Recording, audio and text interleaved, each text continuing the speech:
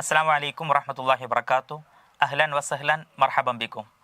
പ്രിയപ്പെട്ട അധ്യാപക സുഹൃത്തുക്കളെ, പഠിതാക്കളെ, UGC നെറ്റ് അറബിക്ക് ഏറ്റവും അവസാനമായി കഴിഞ്ഞിട്ടുള്ള പരീക്ഷാ പേപ്പർ വിശകലനം ചെയ്യുകയാണ് ഈ ഒരു സെഷനിലൂടെ നമ്മൾ ഉദ്ദേശിക്കുന്നത്. ജൂൺ 2025 ഏറ്റവും അവസാനമായി പരീക്ഷ നടന്നതും അതിൻ്റെ ആൻസർ ക്യൂ ഒക്കെ ലഭ്യമായിട്ടുണ്ട്. അതിൻ്റെ PYQ previous year question analysis ആണ് നമ്മൾ ഉദ്ദേശിക്കുന്നത്. ഡീറ്റെയിൽഡ് ആയിട്ട് പരമാവധി സാധിക്കുന്നത്ര വിശദീകരിച്ചുകൊണ്ട് പറയാനാണ് ഉദ്ദേശിക്കുന്നത്. ഓരോ ക്വസ്റ്റ്യനും അതിൻ്റെ ഓപ്ഷനുകളും അതുമായി ബന്ധപ്പെട്ടുള്ള ചർച്ചകളുമാണ് നമ്മൾ ഉദ്ദേശിക്കുന്നത്. അതുകൊണ്ട് തന്നെ ഒരൊറ്റ ഭാഗമായിട്ട് ഈ 100 ക്വസ്റ്റ്യൻ്റെയും വിശകലനം നടത്തുക എന്നുള്ളത് പ്രയാസമായതുകൊണ്ട് പാർട്ട് ബൈ പാർട്ടായിരിക്കും നമ്മളിത് ചെയ്യുന്നത്. പരമാവധി വിശദ വിവരങ്ങൾ ഉൾക്കൊള്ളിക്കാൻ ഉദ്ദേശിക്കുന്നുണ്ട്. നിങ്ങൾക്കറിയാവുന്ന പോലെ തന്നെ UGC നെറ്റ് പരീക്ഷയിലെ പേപ്പറിൽ ആകെ 150 ക്വസ്റ്റ്യനിൽ 1 മുതൽ 50 ക്വസ്റ്റ്യൻസ് ജനറൽ പേപ്പറായിട്ടാണ് വരുന്നത്. അത് കഴിഞ്ഞ് 51 മുതൽ പിന്നെ 150 വരെയുള്ള 100 ക്വസ്റ്റ്യനുകളാണ് അറബിക് പോർഷനിൽ വരുന്നത്. അറബിക് പോർഷനിൽ 51 മുതൽ 150 വരെയുള്ള 100 ക്വസ്റ്റ്യൻസ് ആണ്. 1 മുതൽ 50 വരെയുള്ളത് ജനറലാണ്. അപ്പോൾ ഈ 51 മുതൽ 150 വരെയുള്ള ക്വസ്റ്റ്യനുകൾ ഇപ്പോൾ പരീക്ഷ നടക്കുന്നത് ഇലക്ട്രോണിക് ആണ്, കമ്പ്യൂട്ടർ ബേസ്ഡ് ആണ്. അതുകൊണ്ട് തന്നെ ഓരോരുത്തരുടെയും പരീക്ഷാ പേപ്പറിലുള്ള ക്രമം വ്യത്യസ്തമായിരിക്കാം. എൻ്റെ കയ്യിൽ ലഭിച്ചിട്ടുള്ള ക്വസ്റ്റ്യൻ PDF അടിസ്ഥാനപ്പെടുത്തിയിട്ടാണ് ഇപ്പോൾ നമ്മൾ വിശകലനം നടത്താൻ പോകുന്നത്. ഇതിലുള്ള ഒരു ക്രമമായിരിക്കും. 51 മുതലാണ് നമ്മൾ ആരംഭിക്കുന്നത്. 51 എന്നുള്ള ക്രമം നിങ്ങൾക്ക് കാണാം. പക്ഷേ നിങ്ങളുടെ കയ്യിലുള്ള മറ്റൊരു PDF-ൽ ക്രമം വ്യത്യസ്തപ്പെട്ടിരിക്കാം. പക്ഷേ ഈ 100 ക്വസ്റ്റ്യൻ, ഈ 51 മുതൽ 150 വരെയുള്ള ചോദ്യങ്ങൾ മുഴുവൻ സെയിം ആയിരിക്കും. അപ്പോൾ ചിലപ്പോൾ അപ്പുറത്തോ ഇപ്പുറത്തൊക്കെ ആയിട്ട് ഇതേ സെയിം ചോദ്യം നിങ്ങൾക്ക് കാണാൻ പറ്റും. പക്ഷേ അതിലുള്ള 100 ക്വസ്റ്റ്യൻസ് മാത്രമാണ് നമ്മളിപ്പോൾ ഇവിടെ വിശകലനം നടത്താൻ ഉദ്ദേശിക്കുന്നത്. പരമാവധി വേഗത്തിൽ പറഞ്ഞുകൊണ്ട് ഉൾക്കൊള്ളിക്കാൻ കഴിയുന്നത്ര ഡീറ്റെയിൽസ് പറഞ്ഞുകൊണ്ട് മുന്നോട്ട് പോകാനാണ് ഇൻഷാ അല്ലാഹ്. അപ്പോൾ നമ്മൾ 51ാമത്തെ ക്വസ്റ്റ്യനായിട്ട് എൻ്റെ കയ്യിലുള്ള PDF ക്രമത്തിലാണ് പറയാൻ പോകുന്നത്. ക്വസ്റ്റ്യൻ നമ്പർ 51 റത്തിബിൽ ഖുതബ അൽ മദ്കൂരീന അദ്നാഹു ഹസ്ബ തർതീബി മൗലിദിഹിം. താഴെ നൽകപ്പെട്ടിട്ടുള്ള 4 പ്രഭാഷകർ, ഇസ്ലാമിക ആദ്യ കാലഘട്ടത്തിലെ പ്രധാനപ്പെട്ട 4 പ്രഭാഷകരാണ് ഖുത്ബയിൽ അറിയപ്പെട്ടിട്ടുണ്ടായിരുന്നത്. അവരെ ക്രമീകരിക്കാനാണ് ഹസ്ബ തർതീബി മൗലിദിഹിം, അവരുടെ ജനനം അടിസ്ഥാനപ്പെടുത്തിയിട്ട് ക്രമീകരിക്കാനാണ് ആവശ്യപ്പെട്ടിട്ടുള്ളത്. അപ്പോൾ ക്വസ്റ്റ്യൻ നമ്മൾ ശ്രദ്ധിക്കേണ്ടത്, ചില സ്ഥലത്ത് ജനനമായിരിക്കും അടിസ്ഥാനപ്പെടുത്തുന്നത്, ചില ക്വസ്റ്റ്യനുകൾ ചോദിക്കുന്നത് അവരുടെ വഫാത്ത് അടിസ്ഥാനപ്പെടുത്തിയിട്ടായിരിക്കും, ചിലത് ഗ്രന്ഥം പബ്ലിഷ് ചെയ്തതിൻ്റെ ഡേറ്റ് അടിസ്ഥാനപ്പെടുത്തിയിട്ട് ക്രമീകരിക്കാനൊക്കെ ആയിരിക്കും ആവശ്യമുണ്ടാവുക. ഓക്കെ, ഇവിടെ ചോദിച്ചിട്ടുള്ളത് ഹസ്ബ തർതീബി മൗലിദിഹിം, അവരുടെ ജനനം അടിസ്ഥാനപ്പെടുത്തിയിട്ട് ക്രമീകരിക്കാൻ വേണ്ടിയിട്ടാണ്. 4 പ്രഭാഷകരാണ് Ziyad bin Abihi, Hajjaj bin Yusuf Thaqafi, Ali bin Abi Talib, Umar bin al Khattab റളിയല്ലാഹു അൻഹു. ഈ ഓപ്ഷൻ 4 വായിക്കുന്ന സമയത്ത് നമുക്ക് പെട്ടെന്ന് ക്യാച്ച് ചെയ്യാൻ പറ്റുന്ന ഒരു കാര്യം, ഇവരെ 4 പേരെയും 2 കാറ്റഗറിയാക്കി നമുക്ക് തിരിക്കാം. Ziyad bin Abihi, Hajjaj bin Yusuf Thaqafi എന്നീ 2 പ്രഭാഷകരും അൽ ആസുറുൽ ഉമവി കാലഘട്ടത്തിലെ പ്രഭാഷകരായിരുന്നു. അൽ ആസുറുൽ ഉമവി കാലഘട്ടത്തിലെ പ്രഭാഷകരായിരുന്നു ഇവർ 2 പേരും. അതേസമയത്ത് അലി ബിൻ അബി താലിബ് റളിയല്ലാഹു അൻഹു, ഉമർ അൽ ഖത്താബ് റളിയല്ലാഹു അൻഹു അൽ ആസുറുൽ ഇസ്ലാമി അല്ലെങ്കിൽ സൊദുറുൽ ഇസ്ലാം, ഇസ്ലാമിക കാലഘട്ടത്തിൻ്റെ തുടക്ക കാലഘട്ടം, വേണമെങ്കിൽ അൽ ഖിലാഫത്തു റാഷിദ എന്നും പറയാം. അൽ ഖിലാഫ റാഷിദ, പ്രവാചകർ സല്ലല്ലാഹു അലൈഹി വസല്ലമക്ക് ശേഷം 4 ഖലീഫമാർ ഭരണം നടത്തിയിട്ടുണ്ടായിരുന്ന ആ ഒരു പീരീഡിനാണ് ഖിലാഫ റാഷിദ എന്ന് പറയുന്നത്. പ്രവാചകർ ഹിജ്റ 10 വഫാത്തായി. ഹിജ്റ 10 ശേഷം 11 മുതൽ ഹിജ്റ 40 വരെയാണ് ഖുലഫാക്കളുടെ ഭരണകാലഘട്ടം വരുന്നത്. 30 വർഷമാണ് ടോട്ടലി വരുന്നത്. ഉമവി ഭരണകാലം എന്ന് പറയുന്നത് ഹിജ്റ 41 മുതൽ 131, ഹിജ്റ 131 വരെയുള്ള സമയമാണ് ഉമവി ഖിലാഫത്തിൻ്റെ ഭരണ സമയമായിട്ട് വരുന്നത്. നമ്മൾ താരിഖുൽ അദ്ബ് പഠിക്കുന്ന സമയത്ത് വളരെ വ്യക്തമാണ് അലി റളിയല്ലാഹു അൻഹു ഉമർ ഇബ്നുൽ ഖത്താബ് റളിയല്ലാഹു അൻഹു ഖിലാഫ റാഷിദ സദറുൽ ഇസ്ലാമിലെ കാലഘട്ടത്തിൽ വരുന്ന ആളുകളാണ്. സിയാദ് ബിൻ അബീഹിം ഹജ്ജാജ് ബിൻ യൂസുഫും ഉമവി കാലഘട്ടത്തിൽ വരുന്നതാണ്. അപ്പോൾ അവരുടെ ക്രമം പരിഗണിക്കുന്ന സമയത്ത് ഇനി ഇവർക്കുള്ളിലുള്ള ക്രമമാണ് നമ്മൾ ഒന്നുകൂടെ സൂക്ഷ്മമായിട്ട് പരിശോധിക്കേണ്ടി വരുന്നത്. അലി ബിൻ അബി താലിബ് റളിയല്ലാഹു അൻഹു നമുക്കറിയാം ഖലീഫമാരുടെ കൂട്ടത്തിലെ 4ാമത്തെ ഖലീഫയാണ്. ഉമർ ഇബ്നുൽ ഖത്താബ് റളിയല്ലാഹു അൻഹു സെക്കൻഡ്, അദ്ദേഹം 2ാം ഖലീഫയായിരുന്നു. അബൂബക്കർ സിദ്ദീഖ് റളിയല്ലാഹു അൻഹു 1ഉം ഉസ്മാൻ റളിയല്ലാഹു അൻഹു 3ഉം. ഇങ്ങനെയാണല്ലോ ഖിലാഫത്തിന്റെ ക്രമം വരുന്നത്. അപ്പോൾ ഇനി ഇവരുടെ ജനനം, ഇവരിൽ സീനിയർ മുതിർന്ന ആൾ ഉമർ ഇബ്നുൽ ഖത്താബ് റളിയല്ലാഹു അൻഹു ആണ്, പിന്നെ അലി റളിയല്ലാഹു അൻഹു ആണ്. ആ സംഭവങ്ങളൊക്കെ നമുക്ക് അറിയുന്ന ആളുകൾക്ക് വ്യക്തമാകും. നബിയെ വിശ്വസിച്ച കുട്ടികളുടെ കൂട്ടത്തിലെ ആദ്യത്തെ ആള് അലി റളിയല്ലാഹു അൻഹു ആയിരുന്നു എന്നൊക്കെ കേൾക്കാറുണ്ട്. അപ്പോൾ പ്രവാചകർ വരുന്ന സമയത്ത് അലി റളിയല്ലാഹു അൻഹു ചെറിയ കുട്ടിയാണ്. ഉമർ റളിയല്ലാഹു അൻഹു ആ സമയത്ത് മുതിർന്ന ആ നാട്ടിലെ ഒരു പ്രധാനപ്പെട്ട ഒരു ധീര യുവാവായിരുന്നു ഉമർ റളിയല്ലാഹു അൻഹു ഉണ്ടായിരുന്നത്. നബി സല്ലല്ലാഹു അലൈഹി വസല്ലം തങ്ങൾ ആ സമയത്ത് ദുആ ചെയ്തിട്ടുണ്ടായിരുന്നു, അല്ലാഹുമ്മ അയ്യിദിൽ ഇസ്ലാമ ബി അഹദിൽ ഉമറൈൻ. അള്ളാഹുവെ, ഈ വിശുദ്ധ ഇസ്ലാമിനെ പ്രതിസന്ധികളും പ്രതികൂല സാഹചര്യങ്ങളിലൂടെയും കടന്നു പോകുന്ന തുടക്കത്തിലുള്ള കാലഘട്ടത്തിൽ അള്ളാഹുവെ ഈ ഇസ്ലാമിനെ നീ ശക്തിപ്പെടുത്തണം. ബി അഹദിൽ ഉമറൈൻ, 2ാലൊരു ഉമർ. അബൂജഹലിനോട് പിടിക്കുന്ന ആ നാട്ടിലുണ്ടായിരുന്ന മറ്റൊരു ധീരനായിരുന്നു ഉമർ റളിയല്ലാഹു അൻഹു. ഇവർ 2ൽ ആരെങ്കിലും ഒരാൾ ഇസ്ലാമിലേക്ക് കടന്നു വന്ന് ഇസ്ലാമിനൊരു ശക്തി പകർന്നു തരണേ എന്ന് പ്രാർത്ഥിക്കാറുണ്ടായിരുന്നു. ആ പ്രാർത്ഥനയുടെ ഉത്തരം അള്ളാഹു നൽകിയത് തന്നെയാണ് ഉമർ റളിയല്ലാഹു അൻഹു ഇസ്ലാം മതം സ്വീകരിക്കുന്ന സംഭവങ്ങളൊക്കെ. വളരെ വിശദമായ അതിൻ്റെ ഡീറ്റെയിൽസിലേക്ക് കടക്കുന്നില്ല. അപ്പോൾ ഉമർ റളിയല്ലാഹു അൻഹു ആണ് ഇതിലെ ആദ്യത്തെ ആൾ. അപ്പോൾ നമ്മുടെ ഈ ഒരു ഓപ്ഷനിൽ ആദ്യം ജനിച്ച ആൾ ഉമർ റളിയല്ലാഹു അൻഹു ആണ്, 2ാമത് ജനിച്ച ആൾ അലി റളിയല്ലാഹു അൻഹു. കാരണം ഖിലാഫ റാഷിദയാണ് ആദ്യത്തേത്. അതിലുള്ള 2 ആളുകൾ പരിശോധിക്കാം. ഇനി ഉമർ റളിയല്ലാഹു അൻഹു ഹിജ്റയുടെ മുമ്പ്, ബിഫോർ ഹിജ്റയുടെ മുമ്പ് 40 വർഷം മുമ്പാണ് അദ്ദേഹം ജനിക്കുന്നത്. ഹിജ്റയുടെ 40 വർഷം മുമ്പ് ജനിക്കുകയും ഹിജ്റ 23-ന്, ഹിജ്റൊക്കെ കഴിഞ്ഞ് 23-നാണ് ഉമർ റളിയല്ലാഹു അൻഹു വഫാത്താവുകയും ചെയ്യുന്നത്. അലി റളിയല്ലാഹു അൻഹുവിലേക്ക് വരുന്ന സമയത്ത് അദ്ദേഹം ഹിജ്റയുടെ ബിഫോർ ഹിജ്റയുടെ 23 വർഷം മുമ്പ് ജനിക്കുകയും അദ്ദേഹം വഫാത്താകുന്നത് ഹിജ്റ 40-ലാണ്. നമുക്കറിയാലോ, ഹിജ്റ 40-ലാണ് ഖിലാഫത്തു റാഷിദ അവസാനിക്കുന്നത്. അവസാനത്തെ ഭരണാധികാരി അലി റളിയല്ലാഹു അൻഹു ആയിരുന്നു. അപ്പോൾ ഹിജ്റ 40-ലാണ് അലി റളിയല്ലാഹു അൻഹു വഫാത്താകുന്നത്. അപ്പോൾ ജനിച്ചത് ആദ്യം ഹിജ്റയുടെ 40 വർഷം മുമ്പ് ഉമർ റളിയല്ലാഹു അൻഹു ജനിച്ചിട്ടുണ്ട്. 23 വർഷം മുമ്പേ അലി റളിയല്ലാഹു അൻഹു ജനിച്ചിട്ടുള്ളൂ. അപ്പോൾ ആദ്യം ഓപ്ഷനിൽ വരേണ്ടത് ദാലാണ് വരേണ്ടത്. ദാല് വരുന്ന 2 ഓപ്ഷനുകളാണ് ഇവിടെ ഉള്ളത്, ദാല്. പിന്നെ വരേണ്ടത് ജീമാണ്. യെസ്, പിന്നെ വരേണ്ട ഓപ്ഷൻ ജീം, ദാല് ജീം. അപ്പോൾ ഇത്ര വായിച്ചാൽ തന്നെ നമുക്ക് ഇതിൻ്റെ ശരിയായ ഉത്തരം 4ാമത്തതാണ് എന്നുള്ളതിലേക്ക് നമുക്ക് എത്തിപ്പെടാൻ പറ്റും. ഇനി 2 ആൾ കൂടെ നമുക്ക് പരിശോധിക്കാനുണ്ട്. കാരണം ഈ 2 പരിശോധിക്കുമ്പോൾ തന്നെ ശരിയായ ഒരേ ഒരു ഓപ്ഷൻ ഇവിടെ കാണുന്നുള്ളൂ. അപ്പോൾ UGC നെറ്റ് പരീക്ഷയിൽ നമ്മളെ സംബന്ധിച്ചിടത്തോളം ടൈം വളരെ ക്രൂഷ്യലാണ്. 150 ക്വസ്റ്റ്യന് നമ്മൾ 3 മണിക്കൂറിൻ്റെ ഉള്ളിൽ ആൻസർ ചെയ്യേണ്ടതുണ്ട്. അതിൽ ചിലതൊക്കെ നമ്മൾ റീഡിങ് കോംപ്രഹെൻഷന് അല്ലെങ്കിൽ മനസ്സിരുത്തി വായിക്കേണ്ട, പ്രത്യേകിച്ച് ജനറൽ പേപ്പറിലൊക്കെ കൂടുതൽ സമയം കൺസ്യൂം ചെയ്യുന്നതുണ്ട്. അപ്പോൾ ആൻസർ നമുക്ക് കിട്ടി. പക്ഷേ ഈ ക്വസ്റ്റ്യനിനൊരു പ്രശ്നമുണ്ട്. ഈ question UGC net answer key വരുന്ന സമയത്ത് ഈ ക്വസ്റ്റ്യൻ ഡിലീറ്റഡ് ആണ്. ഈ ക്വസ്റ്റ്യന് ഒഴിവാക്കിയിട്ടുണ്ട്, ഇൻവാലിഡ് ആയിട്ട് കണക്കാക്കിയിട്ടുണ്ട്. കാരണം ഇനിയുള്ള 2 ഓപ്ഷൻ ബ, ഹംസ, ഈ 2 ഓപ്ഷന് കൃത്യമായ ക്രമപ്രകാരമല്ല നൽകിയിട്ടുള്ളത്. ശരിയായ ക്രമം വരേണ്ടത് ദാല് ജീം ഹംസ ബ. ശരിയായ ഒരൊറ്റ ഓപ്ഷനും ഇതിലില്ലാത്തത് കാരണത്താൽ ഇത് ഇൻവാലിഡായി പ്രഖ്യാപിച്ചിട്ടുണ്ട്. നമുക്ക് പരിശോധിക്കാം.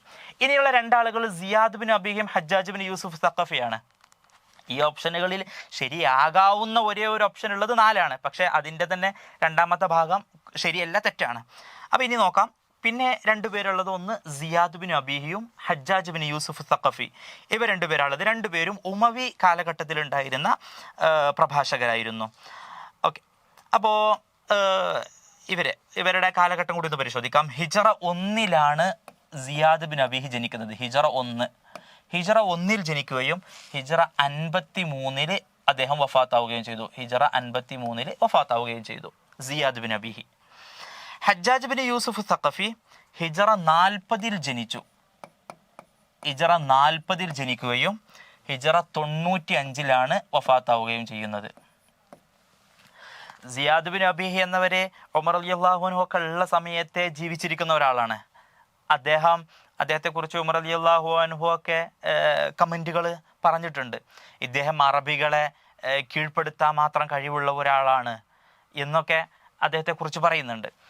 അപ്പോൾ അദ്ദേഹം ഖിലാഫ റാഷിദ ആ സമയത്തെ അദ്ദേഹം ഉണ്ട്. പക്ഷെ അദ്ദേഹത്തിൻ്റെ ആ ഒരു പ്രഭാഷണ കലയൊക്കെ തിളങ്ങി വരുന്നത് അദ്ദേഹം പിൽക്കാലത്ത് ഉമവി ഖിലാഫത്ത് വരുന്ന സമയത്ത് അവിടുത്തെ രാജാക്കന്മാർക്ക് വേണ്ടി പ്രവർത്തിച്ച സമയത്താണ്. ഹജ്ജാജ് ബിൻ യൂസഫ് സഖഫി കുറച്ചും കൂടെ ജൂനിയറാണ്. അദ്ദേഹമാണ് ഈ കൂട്ടത്തിൽ ഏറ്റവും പിൽക്കാലക്കാരൻ. ഹിജറ 40-ലാണ് അദ്ദേഹം ജനിക്കുന്നത്. ഹിജറ 95-ൽ അദ്ദേഹം വഫാത്താവുകയും ചെയ്യുന്നു. ഓക്കെ, അപ്പോൾ അതുകൊണ്ട് തന്നെ ശരിയായ ഉത്തരം വരേണ്ടിയിരുന്നത് ദാല് ജീം ഹംസ ബ. ഇതാണ് ഇതിൻ്റെ ശരിയായ ഉത്തരം. പക്ഷേ നമുക്ക് നൽകപ്പെട്ടുള്ള ഓപ്ഷനുകളിൽ അങ്ങനെ ഒരു ഓപ്ഷൻ നൽകാത്തത് കൊണ്ട് തന്നെ ഈ ക്വസ്റ്റ്യൻ്റെ ആൻസർ കീൽ നൽകിയിട്ടുള്ളത് ഡി എന്ന് വെച്ചിട്ടുണ്ടെങ്കിൽ ഡിലീറ്റഡ് ആണ്, ഇൻവാലിഡ്. ഈ ക്വസ്റ്റ്യൻ ഇൻവാലിഡ് ആയിരുന്നു. പക്ഷെ നമുക്ക് എന്നാൽ കൂടെ ഈ ക്വസ്റ്റ്യനുമായി ബന്ധപ്പെട്ടുള്ള ഇത്രയും കാര്യങ്ങൾ നമുക്ക് മനസ്സിലാക്കാൻ പറ്റി.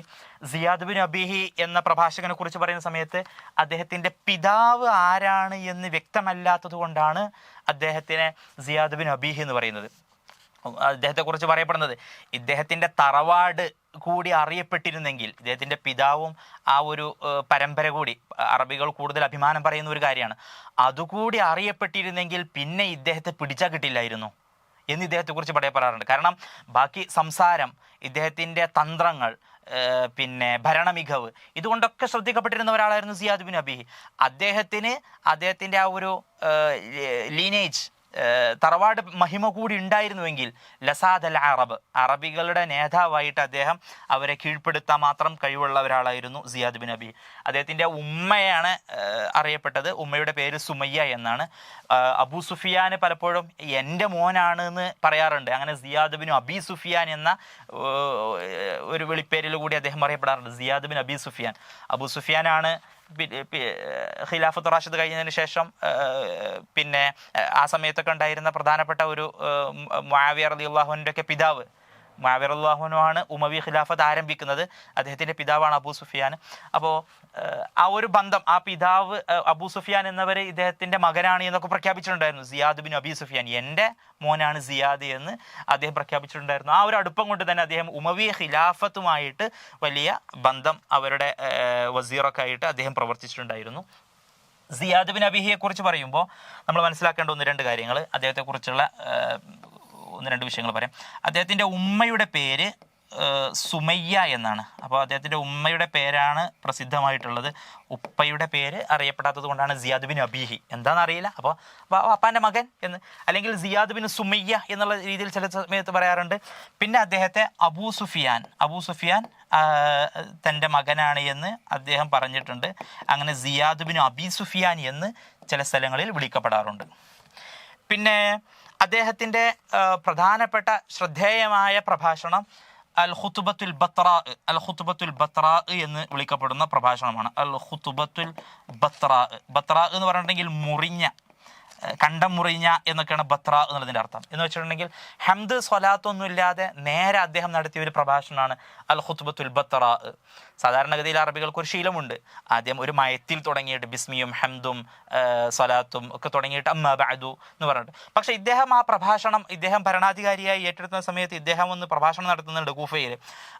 അമ്മാ ബഅദു ഫഇന്നൽ ജഹാലത്തൽ ജഹ്ലാഅ വല്ലലാലത്തൽ അംയാ എന്ന് പറഞ്ഞിട്ട് അദ്ദേഹം ഒരു പ്രഭാഷണം, അതിന് ആമുഖങ്ങളൊന്നുമില്ല. അതുകൊണ്ട് അൽ ഖുതുബത്തുൽ ബത്രാ, കണ്ടം മുറിഞ്ഞ പോലെ പാതിക്ക് തുടങ്ങിയതുപോലെയായിരുന്നു ആ പ്രഭാഷണം. അതുകൊണ്ട് തന്നെയാണ് അൽ ഖുതുബത്തുൽ ബത്രാ എന്ന് അദ്ദേഹത്തിനെ വിളിക്കുകയും ചെയ്യുന്നത്. പിന്നെ ഇവിടെയുള്ള മറ്റൊരാളാണ് Hajjaj bin Yusuf Thaqafi. Hajjaj bin യൂസുഫിനെ കുറിച്ച് പറയുന്ന സമയത്ത് അദ്ദേഹവും പ്രഗത്ഭനായ ഒരു പ്രഭാഷകനായിരുന്നു. ഉമവി കാലഘട്ടത്തിൽ ഉണ്ടായിരുന്ന സഖീഫ് ഗോത്രത്തിലായിരുന്നു അദ്ദേഹത്തിൻ്റെ ജനനവും കാര്യങ്ങളൊക്കെ. അദ്ദേഹം അറിയപ്പെടുന്നത്, പ്രസിദ്ധനാകുന്നത് അബ്ദുൽ മലിക് ബിൻ മർവാൻ. ഉമവി ഭരണാധികാരിയായിരുന്നു അബ്ദുൽ മലിക് ബിൻ മർവാൻ. അദ്ദേഹത്തിൻ്റെ വാലിയായിരുന്നു. അബ്ദുൽ മലിക് ബിൻ മർവാൻ്റെ വാലി എന്ന് പറഞ്ഞിട്ടുണ്ടെങ്കിൽ അദ്ദേഹത്തിൻ്റെ ഗവർണറായിട്ട് നിശ്ചയിക്കപ്പെട്ടിട്ടുള്ള ആളായിരുന്നു Hajjaj bin Yusuf Thaqafi. Hajjaj അദ്ദേഹം ധാരാളം സ്വഹാബിമാരോട് യുദ്ധങ്ങളും പോരാട്ടങ്ങളൊക്കെ നടത്തിയ ഒരാളായിരുന്നു. കുറച്ച് കർക്കശ സ്വഭാവക്കാരനായിരുന്നു.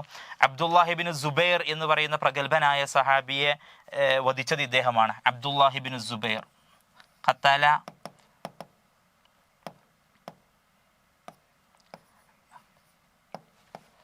അബ്ദുല്ലാഹിബിൻ സുബൈർ റളിയല്ലാഹു അൻഹു ആയിരുന്നു മക്കയിലെ ഭരണാധികാരിയായിട്ടുണ്ടായിരുന്നത്. ആ സമയത്ത് ഉമ്മവി ഭരണാധികാരികളും മക്കയിലെ ഭരണാധികാരിയായിരുന്ന അബ്ദുല്ലാഹിബിൻ സുബൈർ എന്നിവരും തമ്മിലുണ്ടായിരുന്ന ആ ഒരു ഏറ്റുമുട്ടലിൽ അദ്ദേഹം അബ്ദുല്ലാഹിബിൻ സുബൈർ എന്നിവരെ ഹജ്ജാജാണ് വധിച്ചിട്ടുണ്ടായിരുന്നത്. അവർ തമ്മിലുള്ള രസകരമായ സംഭാഷണങ്ങളൊക്കെ ഉണ്ട്.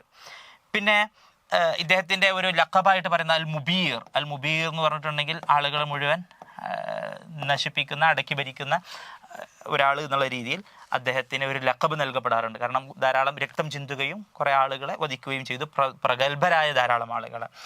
മദീനത്ത് വാസിത്ത്, മദീനത്ത് വാസിത്ത് എന്ന് പറയുന്ന ഒരു പ്രധാനപ്പെട്ട പട്ടണമുണ്ട്. ആ പട്ടണം നിർമ്മിച്ചത്, അവിടെയായിരുന്നു പിന്നീട് ക്യാപിറ്റൽ സിറ്റിയൊക്കെ ആയിട്ട് നിലകൊണ്ടിരുന്നത്. അത് നിർമ്മിച്ചത് ഹജ്ജാജ് ബിൻ യൂസുഫ് സഖഫിയാണ്. ഹജ്ജാജിനെ കുറിച്ച് അദ്ദേഹത്തിൻ്റെ പ്രഭാഷണങ്ങളിൽ നമ്മൾ പല പരീക്ഷകളിലും വരുന്നൊരു കാര്യമാണ്. ഹജ്ജാജ് കൂഫയിലെ വാലിയായിട്ട്, ഗവർണറായിട്ട് തിരഞ്ഞെടുക്കപ്പെട്ട സമയത്ത് അദ്ദേഹം ആദ്യം നടത്തിയ പ്രഭാഷണം, അദ്ദേഹം മുഖം മൂടിയൊക്കെ അണിഞ്ഞു വന്നിട്ട് അദ്ദേഹം മിമ്പറിൽ കയറിയിട്ട് അദ്ദേഹം പറയുന്നുണ്ട്, അനബ്നു ജല ഒത്തല്ലായ മത അള്ളഇൽ ഇമാമത തഅരിഫൂനി. പിന്നെ ഇന്നീല അറാറു ഊസൻ ഖദ് ഐനഅത് വഹാന ഖിതാഫുഹ വ ഇന്നീല സാഹിബുഹ. അത് ബലാഗയിലൊക്കെ വരുന്നതാണ്. നമുക്ക് ശേഷം ഒരു ക്വസ്റ്റ്യനിൽ തന്നെ അത് റിപ്പീറ്റ് ചെയ്ത് വരുന്നുണ്ട്. നമുക്കതവിടെ വിശദമായിട്ട് സംസാരിക്കുകയും ചെയ്യാം. ഓക്കെ, അപ്പോൾ ഇത്രയും കാര്യങ്ങളാണ് ഈ ഒരു ക്വസ്റ്റ്യനുമായി ബന്ധപ്പെട്ട് പറയാനുള്ളത്. പിന്നെ അലി റളിയല്ലാഹു അൻഹുവിൻ്റെ പ്രഭാഷണം, ഉമർ റളിയല്ലാഹുവിൻ്റെ പ്രഭാഷണങ്ങൾക്ക് പ്രസിദ്ധമാണ്. അലി റളിയല്ലാഹുവിൻ്റെ പ്രഭാഷണം ഒരു ക്രോഡീകരിച്ച ഒരു ഗ്രന്ഥമുണ്ട്. അതിൻ്റെ പേരാണ് നെഹ്ജുൽ ബലാഗ എന്ന പേരിൽ അലി റളിയല്ലാഹുവിൻ്റെ പ്രഭാഷണങ്ങൾ മുഴുവൻ ക്രോഡീകരിക്കപ്പെട്ടിട്ടുണ്ട്. നെഹ്ജുൽ ബലാഗ. ഉമർ റളിയല്ലാഹു അൻഹുവിനെ അൽ ഫാറൂഖ് എന്നുള്ള ലഖബിൽ വിളിക്കപ്പെടുന്ന ഒരാളായിരുന്നു. ഓക്കെ, നമ്മുടെ ക്വസ്റ്റ്യന് ഈ 4 പേരെയും അവരുടെ ജനനം അടിസ്ഥാനപ്പെടുത്തിയിട്ട് ക്രമപ്പെടുത്താനാണ്. ഈ ക്വസ്റ്റ്യൻ ഒന്ന് വായിച്ചു നോക്കുമ്പോൾ തന്നെ നമുക്ക് പെട്ടെന്ന് വ്യക്തമാകുന്ന കാര്യമാണ്. ഉമർ റളിയല്ലാഹു അൻഹു ആണ് ഇതിൽ ആദ്യം ജനിച്ചിട്ടുള്ള ആൾ. പിന്നെ അലി റളിയല്ലാഹു അൻഹു ആണ്. അത് നമുക്ക് ഏകദേശം ഉത്തരത്തിലേക്ക് എത്തിപ്പെടാൻ പറ്റുമായിരുന്നു. പക്ഷേ നൽകപ്പെട്ട ഓപ്ഷനുകളിൽ മിസ്റ്റേക്ക് ഉണ്ടായതുകൊണ്ട് ഓക്കെ, നിർഭാഗ്യം. നമുക്ക് അടുത്ത ചോദ്യത്തിലേക്ക് പോകാം. അടുത്ത ചോദ്യം വരുന്നത് modern Arab world, question number 52. Modern Arab വേൾഡുമായി ബന്ധപ്പെട്ടിട്ടുള്ള പ്രധാനപ്പെട്ട ഒരു ചോദ്യമാണ്. Modern Arab world, Arab contemporary വേൾഡിലെ ഒരു സംഘടനയാണ് ജാമിഅത്തുദ്ദുവൽ അൽ അറബിയ. ജാമിഅത്തുദ്ദുവലിൽ അറബിയ അറബ് രാജ്യങ്ങളുടെ സംഘടനയാണ്. ജാമിഅത്തുദ്ദുവലിൽ അറബിയ എന്നുള്ളതിന് ഇംഗ്ലീഷിൽ പറയുന്നത് അറബ് ലീഗ് എന്ന് പറയും. അറബ് ലീഗിനെ കുറിച്ചുള്ള ഒരു ക്വസ്റ്റ്യൻ ആണ്. ഓക്കെ, അറബ് ലീഗ് 1945 സ്ഥാപിതമായ അറബ് രാജ്യങ്ങളുടെ ഒരു സംഘടനയാണ് അറബ് ലീഗ്. കൈറോ ആസ്ഥാനമായിട്ടാണ് അത് പ്രവർത്തിക്കുന്നത്. നമുക്ക് പറയാം 1945 സ്ഥാപിതമാകുന്നത്. പിന്നെ അറബ് ലീഗ് ഈജിപ്തിലാണ് അതിൻ്റെ മഖർ എന്ന് പറഞ്ഞാൽ ഹെഡ് ക്വാർട്ടേഴ്സ്, അതിൻ്റെ ആസ്ഥാന മന്ദിരം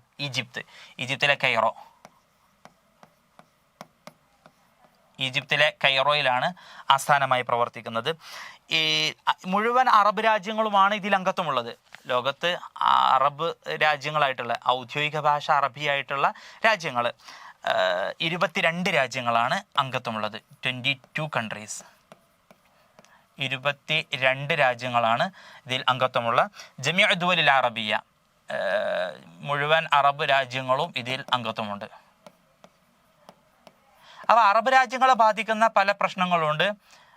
അതിനൊക്കെ പരിഹാരം കാണുക, ആഗോളതലത്തിൽ പരിഹാരം കാണുക എന്നുള്ള 1945 എന്ന് പറഞ്ഞിട്ടുണ്ടെങ്കിൽ UNO, അന്താരാഷ്ട്ര സംഘടന, യുണൈറ്റഡ് നാഷൻസ് ഓർഗനൈസേഷൻ, രാജ്യങ്ങളുടെ സംഘടന, UNO സ്ഥാപിതമാകുന്നതിൻ്റെ 6 മാസം മുമ്പ് അറബ് ലീഗ് സ്ഥാപിതമായിട്ടുണ്ട്.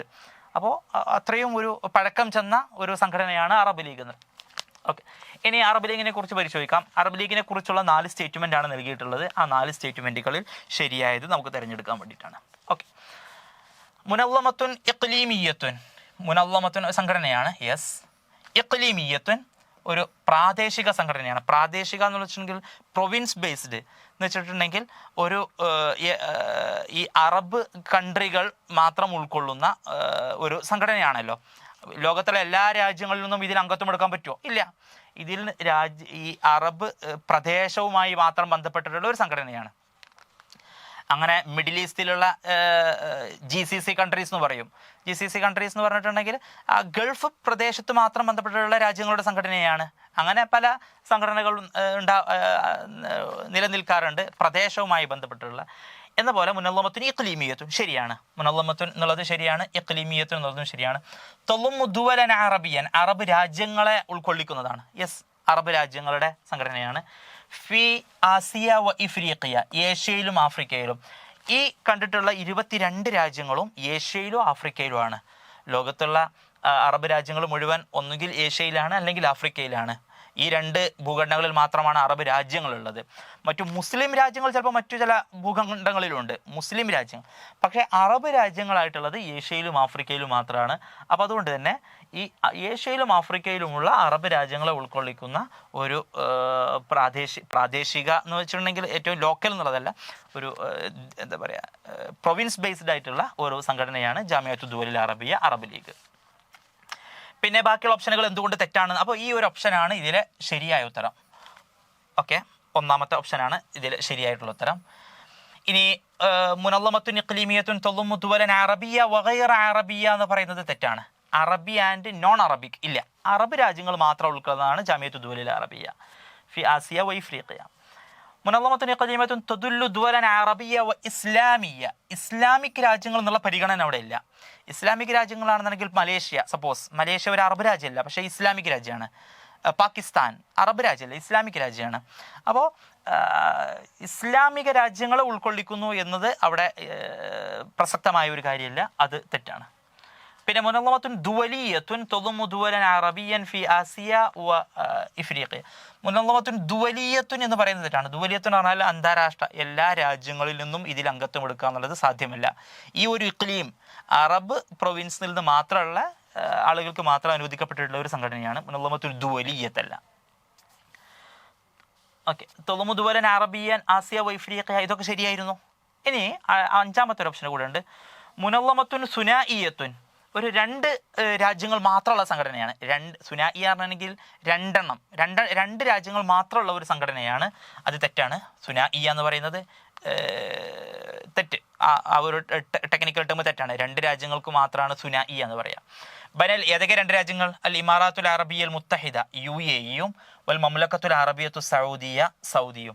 ഈ 2 രാജ്യങ്ങളുടെ ഒരു ആഭ്യന്തരമല്ല 2 രാജ്യങ്ങൾ തമ്മിലുള്ള കാര്യങ്ങൾക്ക് വേണ്ടിയിട്ടുള്ള ഒരു സംഘടനയാണ് എന്നുള്ളതും തെറ്റാണ്. അപ്പോൾ അതുകൊണ്ട് തന്നെ ശരിയായ ഉത്തരം ജാമിഅത്തു ദുവലിൽ അറബിയെക്കുറിച്ച് മുനല്ലമത്തുൻ ഇഖ്ലീമിയത്തുൻ തളുമ്മു ദുവലൻ അറബിയ വ ഇസ്ലാമിയ എന്നാണ്. ഓക്കെ, ഇതോടുകൂടെ ചേർത്ത് വായിക്കേണ്ട 1-2 കാര്യങ്ങൾ കൂടെ പറയാം.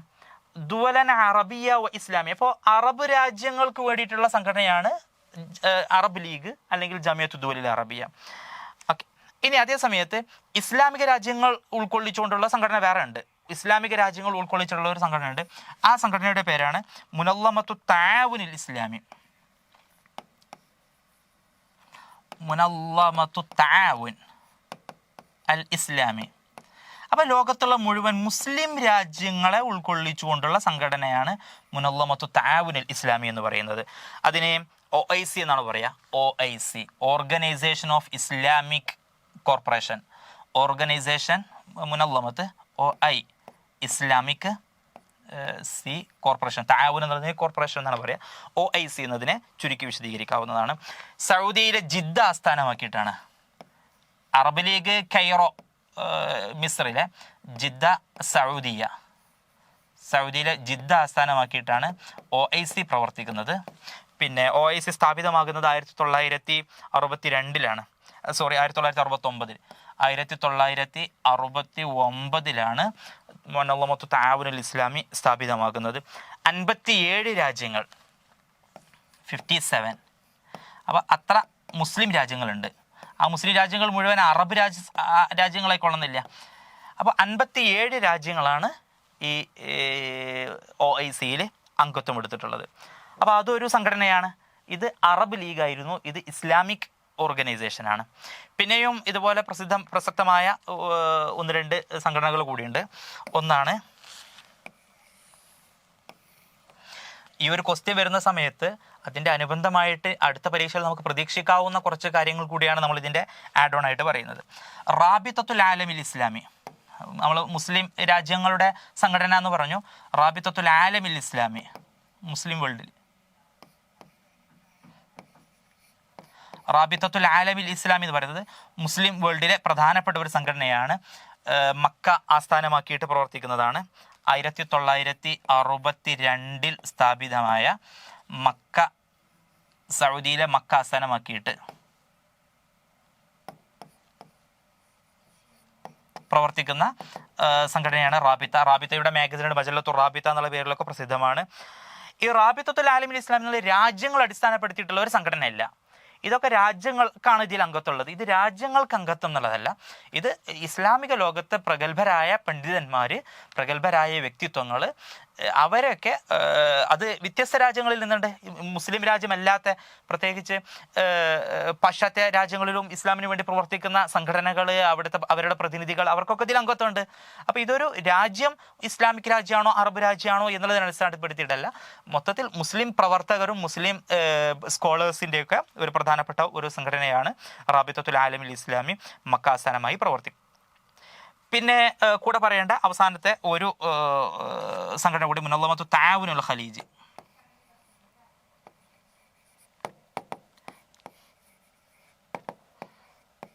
മുനല്ലമത്തു തആവുൻ അൽ ഖലീജി, ഗൾഫ് കോപ്പറേഷൻ കൗൺസിൽ. മുനല്ലമത്തു തആവുൻ അൽ ഖലീജി എന്ന് പറയുന്നത് GCC, ഗൾഫ് കോർപ്പറേഷൻ കൗൺസിൽ. റാബിത്തത്തുൽ ആലമിൽ ഇസ്ലാമി, Muslim world league, Muslim world league, റാബിത്തത്തുൽ ആലമിൽ ഇസ്ലാമി. GCC, Gulf corporation council. Gulf എന്ന് പറയുന്നത് എന്താ പറയുക, നമ്മുടെ ഗൾഫിലേക്ക് പോകുക എന്നൊക്കെ പറയുന്ന ഒരു 6 രാജ്യങ്ങളാണ് ഗൾഫ് എന്ന് പറയുന്നത്. ജസീറ, ഷിബ്ഹു ജസീറ, ഒരു സമുദ്രം കൊണ്ട് വലയം ചെയ്യപ്പെട്ടിട്ടുള്ള 6 രാജ്യങ്ങളാണ് GCC countries. Okay, 6 കൺട്രീസാണ് GCC countries. പിന്നെ 1981 അവർ ഈ 6 രാജ്യങ്ങളുടെയും സുരക്ഷ, അവരുടെ എന്താ പറയുക, പരസ്പര സഹകരണങ്ങൾ, അതിനു വേണ്ടിയിട്ടുള്ള മുനല്ലമത്തു തആവുൻ അൽ ഖലീജി GCC സ്ഥാപിതമാകുന്നത് 1981. അപ്പോൾ ഈ ഒരു ഡീറ്റെയിൽസ് നമ്മുടെ കയ്യിൽ വേണം. കാരണം ഇതിൻ്റെ അകത്ത് നിന്ന് തന്നെ ഈ ക്വസ്റ്റ്യൻ പേപ്പറിൽ നമ്മളിപ്പോൾ അനലൈസ് ചെയ്തുകൊണ്ടിരുന്ന ജൂൺ 2025 2 ക്വസ്റ്റ്യൻസ് വേറെയും വരുന്നുണ്ട്. ഇത്തരം കാര്യങ്ങൾ അറിഞ്ഞിട്ടുണ്ടെങ്കിൽ നമുക്ക് അതുകൂടെ ഉത്തരം നൽകാൻ പറ്റും. ഓക്കെ, അപ്പോൾ ഇത് സ്ഥാപിതമായ വർഷം ഇമ്പോർട്ടൻ്റ് ആണ്. GCC 1981, റാബിത്തത്തുൽ ആലമിൽ ഇസ്ലാമി മുസ്ലിം വേൾഡ് ലീഗ് 1962, പിന്നെ 69 OIC, 45 അറബ് ലീഗാണ് ഇതിൽ ഏറ്റവും പഴക്കം ചെന്നിട്ടുള്ള സംഘടന. അപ്പോൾ അറബ് എന്നുള്ള പരിഗണനയിലാണ്. പിന്നെ ഇസ്ലാമിക് എന്നുള്ളതിലാണ് റാബിത്തത്തും തആവുൽ ഇസ്ലാമി രണ്ടും തമ്മിലുള്ള വ്യത്യാസം. ഇത് ഇസ്ലാമിക് രാജ്യങ്ങളുടേതാണ്, ഇത് ഇസ്ലാമിക് സ്കോളേഴ്സിൻ്റേതാണ്. പിന്നെ ഇത് ഗൾഫ് റീജിയന് വേണ്ടി മാത്രമുള്ളതാണ്. ഇനിയുണ്ട്, ഒന്നും കൂടെ പറയാനുണ്ട്, ഒപെക്. ഓക്കെ, ഇൻഷാ അല്ലാഹ് നമുക്ക് പിന്നീട് പറയാം. അപ്പോൾ ഈ ഒരു ക്വസ്റ്റ്യൻ്റെ ശരിയായ ഉത്തരം നമ്മുടെ ഓപ്ഷൻ 1 എന്ന് വെച്ചിട്ടുണ്ടെങ്കിൽ ഹംസ, ഇത് തന്നെയാണ് ശരിയായ ഉത്തരം. കാരണം ഈ പറഞ്ഞ കാര്യങ്ങളൊക്കെ ശരിയായിട്ട് സ്റ്റേറ്റ്മെൻറ്റിൽ വന്നിട്ടുണ്ട്. അടുത്ത ചോദ്യത്തിലേക്ക് പോവാം.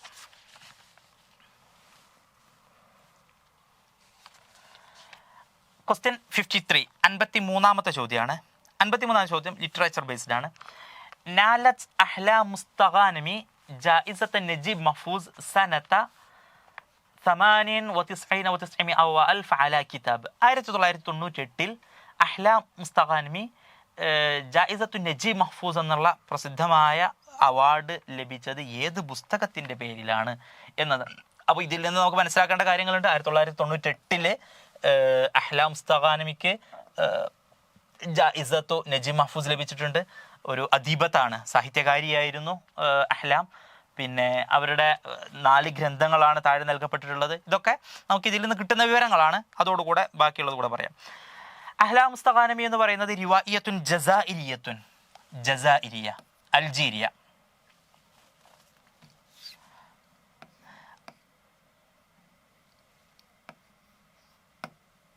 അൽ ജസാഇരിയ.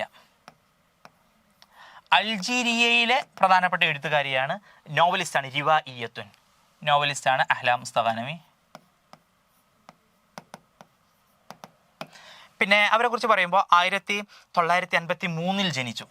1953 ജനിച്ചു. ഇപ്പോഴും അലൈവാണ്, ഇപ്പോഴും ലിവിങ് ആണ് അഹ്ലാം. അപ്പോൾ സാഹിത്യകാരി ഇപ്പോൾ 66 വയസ്സുണ്ടായിരിക്കും തോന്നുന്നു. അപ്പോൾ 1953 അവർ ജനിച്ചിട്ടുള്ളത്. പിന്നെ അവരുടെ പ്രധാനപ്പെട്ട ഏറ്റവും മാസ്റ്റർ പീസ് ഗ്രന്ഥം എന്ന് പറയുന്നത് ദാക്കിറത്തുൽ ജസദ്. ദാക്കിറത്തുൽ ജസദ് എന്നതാണ് അവരുടെ മാസ്റ്റർ പീസ് ഗ്രന്ഥം. അഹ്ലാം മുസ്തഫാനമിയുടെ മാസ്റ്റർ പീസ് ഗ്രന്ഥം ദാക്കിറത്തുൽ. ഇത് അടിസ്ഥാനപ്പെടുത്തിയിട്ടാണ് പലപ്പോഴും അഹ്ലാം മുസ്തഫാനമിയെ കുറിച്ചുള്ള ചോദ്യങ്ങൾ വരാറുള്ളത്. ബാക്കിയുള്ള പുസ്തകങ്ങളൊക്കെ അവരുടേതാണെന്ന് നമ്മൾ ഒറ്റനോട്ടത്തിൽ അറിഞ്ഞിരിക്കണം. എന്നാൽ കൂടെ ദാക്കിറത്തുൽ ജസദിനെ കുറിച്ച് ഡീറ്റെയിൽഡ് ആയിട്ട് നമുക്ക് വിവരം ഉണ്ടായിരിക്കണം.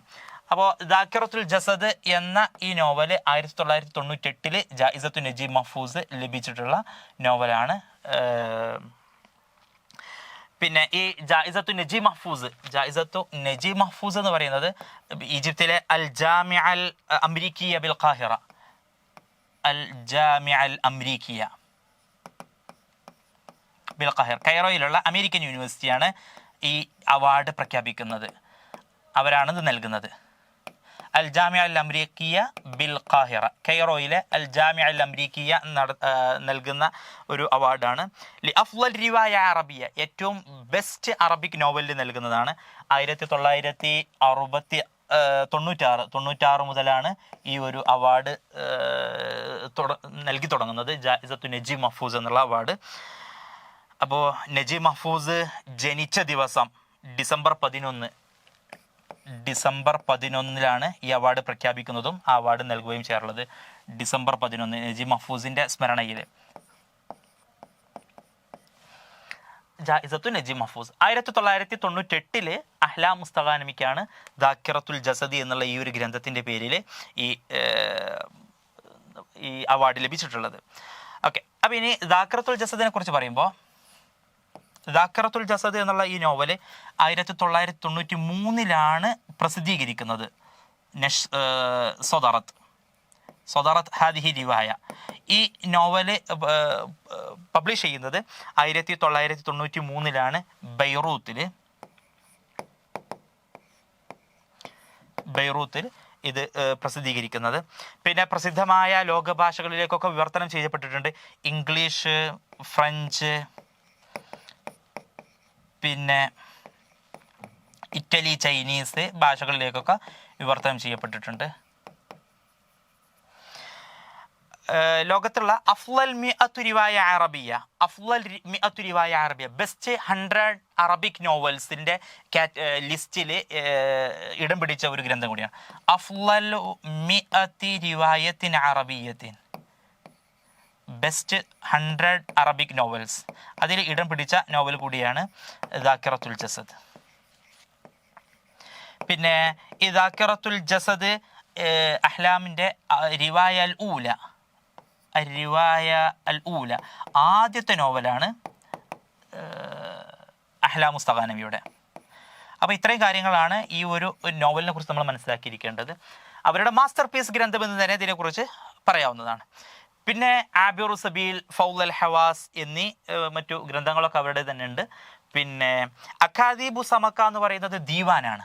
അക്കാദീബു സമക്ക, ഇതൊക്കെ നോവലുകൾ തന്നെയാണ്. അക്കാദീബു സമക്ക, പിന്നെ അല മർഫ ഇൽ അയ്യാം, അലൈക്കൽ ലഹ്ഫ ദീവാനാണ് അഹ്ലാമിൻ്റെ, അലൈക്കൽ ലഹ്ഫ. എന്നപോലെ തന്നെ അക്കാദീബു സമക്ക, അല മർഫ ഇൽ അയ്യാം, ഈ 3 ദീവാനുകൾ മാത്രമാണ് ഇവരുടേതുള്ളത്. ചിലപ്പോൾ ഇനി ഒരു പക്ഷേ അടുത്ത പരീക്ഷ ചോദിക്കാറുള്ള ഈ 3 ദീവാനുകൾ നൽകും, പിന്നെ ഒരു നോവൽ നൽകും. അപ്പോൾ ഇതിൽ കൂട്ടത്തിൽ പെടാത്തത് അല്ലെങ്കിൽ ഇതിൽ നോവൽ ഏതാണെന്ന് സെലക്ട് ചെയ്യുക. അല മർഫ ഇൽ അയ്യാം. നോവലുകൾ അഹ്ലാം മുസ്തഫാനമിക്ക് ഇതിന് പുറമെ വേറെയും നോവലുകളുണ്ട്. ഈ 3 എണ്ണമാണ് ദീവാനുകൾ. അഹ്ലാം മുസ്തഫാനമിയുടെ ദവാവീൻ. ഈ ദീവാനുകളുടെ കൂട്ടത്തിൽ ഫസ്റ്റ് ദീവാൻ ഏറ്റവും അവസാനത്തിൽ വന്നിട്ടുള്ളതാണ്. അല മർഫ ഇൽ അയ്യാമാണ് ആദ്യത്തെ ദീവാന്, ഫസ്റ്റ്. രണ്ടാമത്തത് അലൈക്കൽ ലഹ്ഫ, മൂന്നാമത്തേത് അക്കാദിബ് സമക്ക. ഇങ്ങനെ 3 ദീവാനുകളാണ്, കവിതാ സമാഹാരങ്ങളാണ് അഹ്ലാ മുസ്തഗാനമയ്ക്കുള്ളത്. ഓക്കെ. പിന്നെ ദാക്കറത്തുൽ ജസദ്, ആബിറു സബീൽ, ഫൗൽ ഹവാസ്, ഇതൊക്കെ അവരുടെ നോവലുകളാണ്. അതിൽ ഏറ്റവും മാസ്റ്റർ പീസ് നോവലാണ് ദാക്കറത്തുൽ ജസദ്. 1993 പബ്ലിഷ് ചെയ്യുന്നത്. 98 ജായിസത്തു നജീബ് മഹ്ഫൂസ് അതിന് ലഭിക്കുന്നത്. അപ്പോൾ ഇത്രയും കാര്യങ്ങളാണ് ഈ ഒരു ക്വസ്റ്റ്യനുമായി ബന്ധപ്പെട്ടിട്ട് പറയാനുള്ളത്. ഇനി അടുത്ത ചോദ്യത്തിലേക്ക് വരാം. 53 കഴിഞ്ഞു. ക്വസ്റ്റ്യൻ 54. 54ാമത്തെ ചോദ്യം. അദ്ദിറാസത്തുൽ മുഹിമ്മ ലി അഹ്മദ് ഷായിബ്. അഹ്മദ് ഷായിബ് എന്നവരുടെ പ്രധാനപ്പെട്ട ഒരു പഠനമാണ് അൽ അദബുൽ മിസ്രി കൈഫ യകൂൻ. ഈജിപ്ഷ്യൻ സാഹിത്യം എങ്ങനെയാവണം. അൽ അദബുൽ മിസ്രി കൈഫ യകൂൻ നശറത്ഹ ആമ 28 1928 പ്രസിദ്ധീകരിച്ച അഹ്മദ് ഷായിബിൻ്റെ അൽ അദബുൽ മിസ്രി കൈഫ യകൂൻ. ഇതൊരു പഠനമാണ്, ഒരു ആർട്ടിക്കിളാണ്. ഈ ആർട്ടിക്കിൾ പബ്ലിഷ് ചെയ്തത് ഏത് മാഗസിനിലാണെന്നുള്ള വളരെ മൈന്യൂട്ടായിട്ടുള്ളൊരു ക്വസ്റ്റ്യനാണ്. ഓക്കെ.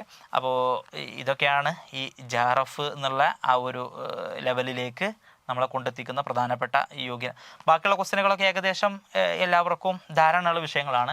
കുറച്ചും കൂടെ മൈന്യൂട്ടായിട്ടുള്ള ക്വസ്റ്റ്യനുകളാണ് നമുക്ക് ജാറഫ് ക്വാളിഫൈ ചെയ്യാൻ നമ്മളെ സഹായിക്കുന്നത്. ഓക്കെ.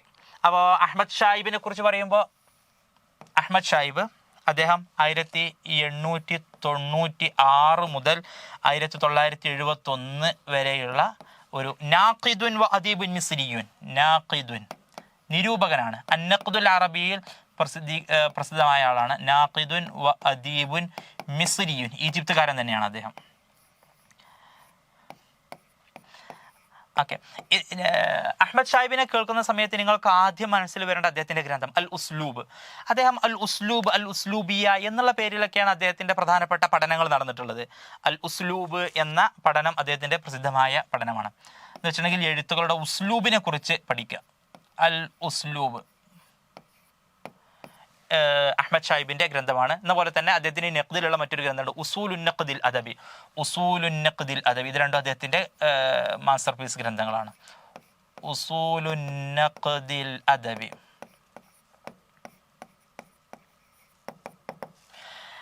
അഹ്മദ് ഷായിബിൻ്റെ അൽ ഉസ്ലൂബ് എന്ന് പറയുന്ന ഈ ഒരു ഗ്രന്ഥത്തിൽ പറയപ്പെട്ട ഒരു കവിതയും അതിൻ്റെ വിശദീകരണവും, അതിനെക്കുറിച്ച് ഒരു ക്വസ്റ്റ്യൻ ഈ പേപ്പറിൽ ശേഷം വരുന്നുണ്ട്. അപ്പോൾ അത് ഇമ്പോർട്ടൻ്റ് ആണെന്നുള്ളതിലേക്കുള്ള ഒരു സൂചന നൽകിയതാണ്. ശേഷം ഒരു കവിത വരുന്നുണ്ട്. ആ കവിതയെ ഇദ്ദേഹം അതിൻ്റെ ഉസ്ലൂബും അതിൽ നിന്നുള്ള വസ്ഫും അതൊരു പുഷ്പത്തെ വർണ്ണിക്കുന്ന കാര്യങ്ങളൊക്കെ അഹ്മദ് ഷായിബ് ഈ ഒരു ഗ്രന്ഥത്തിൽ പറയുന്നുണ്ട്. അത് അടിസ്ഥാനപ്പെടുത്തിയിട്ട് ഒരു ക്വസ്റ്റ്യന് നമ്മുടെ ശേഷം ഒന്ന് വരുന്നുണ്ട്.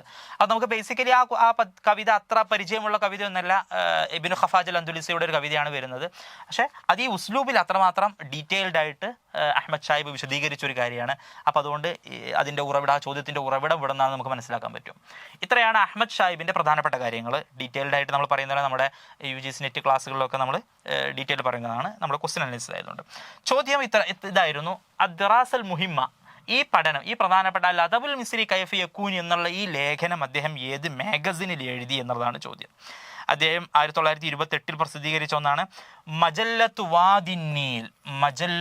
വാദിന്നീൽ എന്ന് പറയുന്ന മാഗസിനിൽ അദ്ദേഹം പ്രസിദ്ധീകരിച്ചതാണ് ഈ ഒരു ലേഖനം. മജല്ലത്തു വാദിന്നീൽ പ്രസിദ്ധീകരിക്കുന്നത് ജാമിഅത്തുൽ ഖാഹിറയിലെ കുല്ലിയത്തുൽ ആദാബ്, കൈറോ യൂണിവേഴ്സിറ്റിയിലെ കുല്ലിയത്തുൽ ആദാബിൽ നിന്ന് പ്രസിദ്ധീകരിക്കുന്ന ഒരു റിസർച്ച് ജേണലാണ്. ജാമിഅത്തുൽ ഖാഹിറ, കൈറോ യൂണിവേഴ്സിറ്റിയുടെ കുല്ലിയത്തുൽ ആദാബ് എന്ന് പറയുന്നത് കൈറോ യൂണിവേഴ്സിറ്റിയിലെ പ്രസിദ്ധമായ ഒരു ഡിപ്പാർട്ട്മെൻറ്റാണ് കുല്ലിയത്തുൽ ആദാബ്. അപ്പോൾ ലിറ്ററേച്ചർ ഒക്കെ ചർച്ച വരുന്ന ഈ ഒരു കോളേജിൻ്റെ കീഴിലാണ് കുല്ലിയത്തുൽ ആദാബ്. അപ്പോൾ അവിടുത്തെ മാഗസിനാണ്, റിസർച്ച് ആർട്ടിക്കിളാണ്. അപ്പോൾ അതിലാണ് മജല്ലത്തു വാദിന്നീലിലാണ് അഹ്മദ് ഷായിബ് അദ്ദേഹത്തിൻ്റെ ഈ ഒരു ലേഖനം പ്രസിദ്ധീകരിക്കുന്നത്.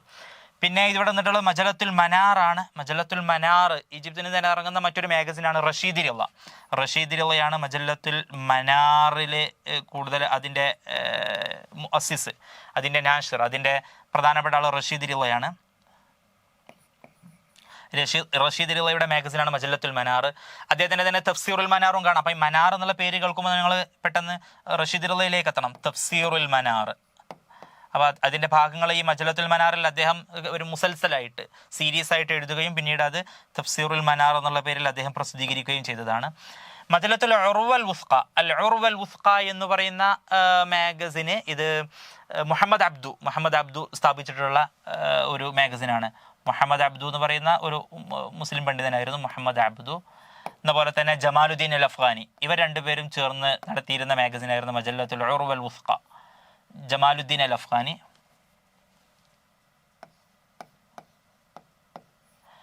ഓക്കെ,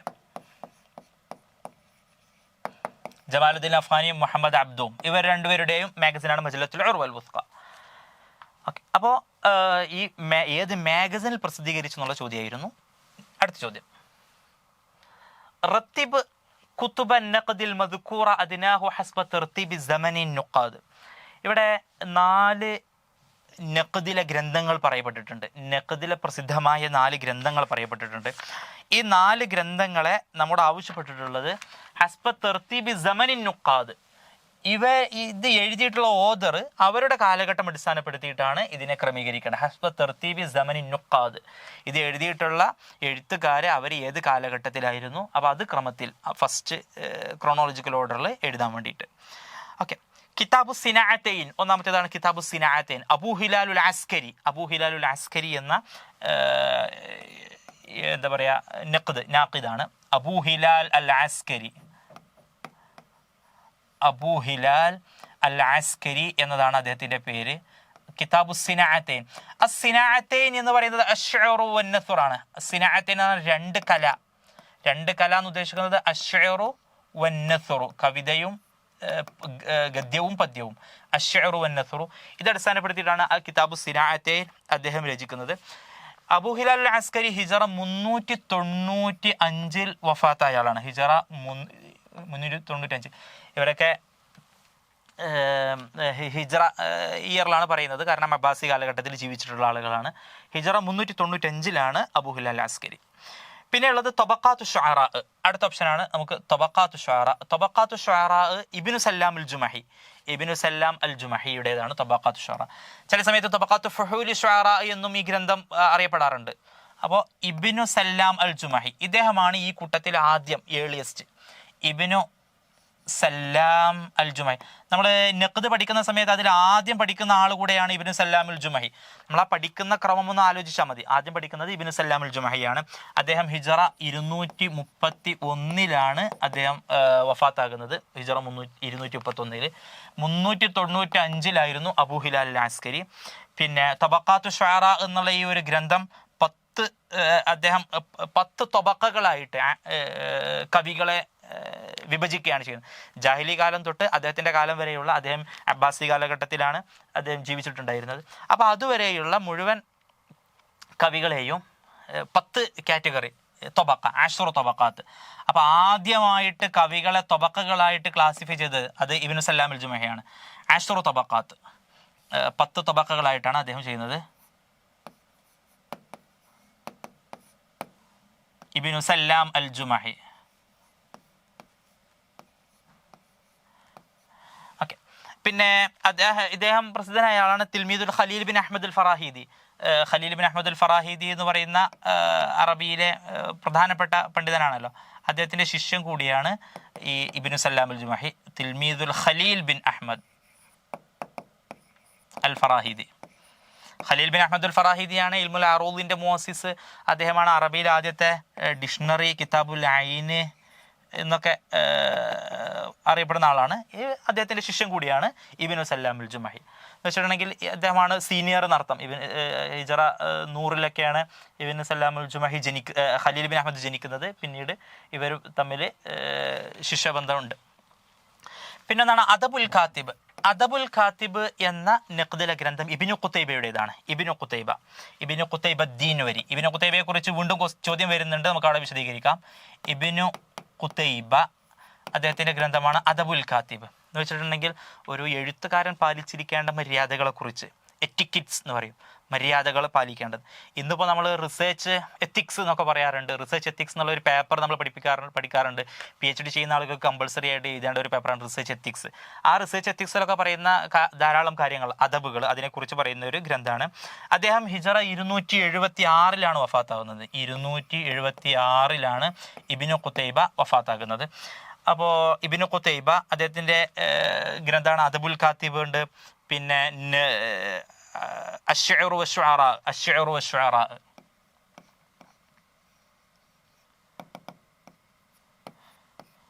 അശ്ശുഅറു വശ്ശുഅറാ ഇതും അദ്ദേഹത്തിൻ്റെ മാസ്റ്റർ പീസ് ഗ്രന്ഥങ്ങളാണ്. ഓക്കെ, ഇനി നഖ്ദു ഷിഅർ, നഖ്ദു ഷിഅർ, നഖ്ദു നസ്ർ എന്നുള്ള പേരിൽ 2 ഗ്രന്ഥങ്ങളുണ്ട്. രണ്ടും ഖുദാമത്ത് ബിൻ ജഅഫർ, ഖുദാമത്ത് ബിൻ ജഅഫർ എന്ന നാഖിദിൻ്റെതാണ്. ഖുദാമത്ത് ബിൻ ജഅഫർ.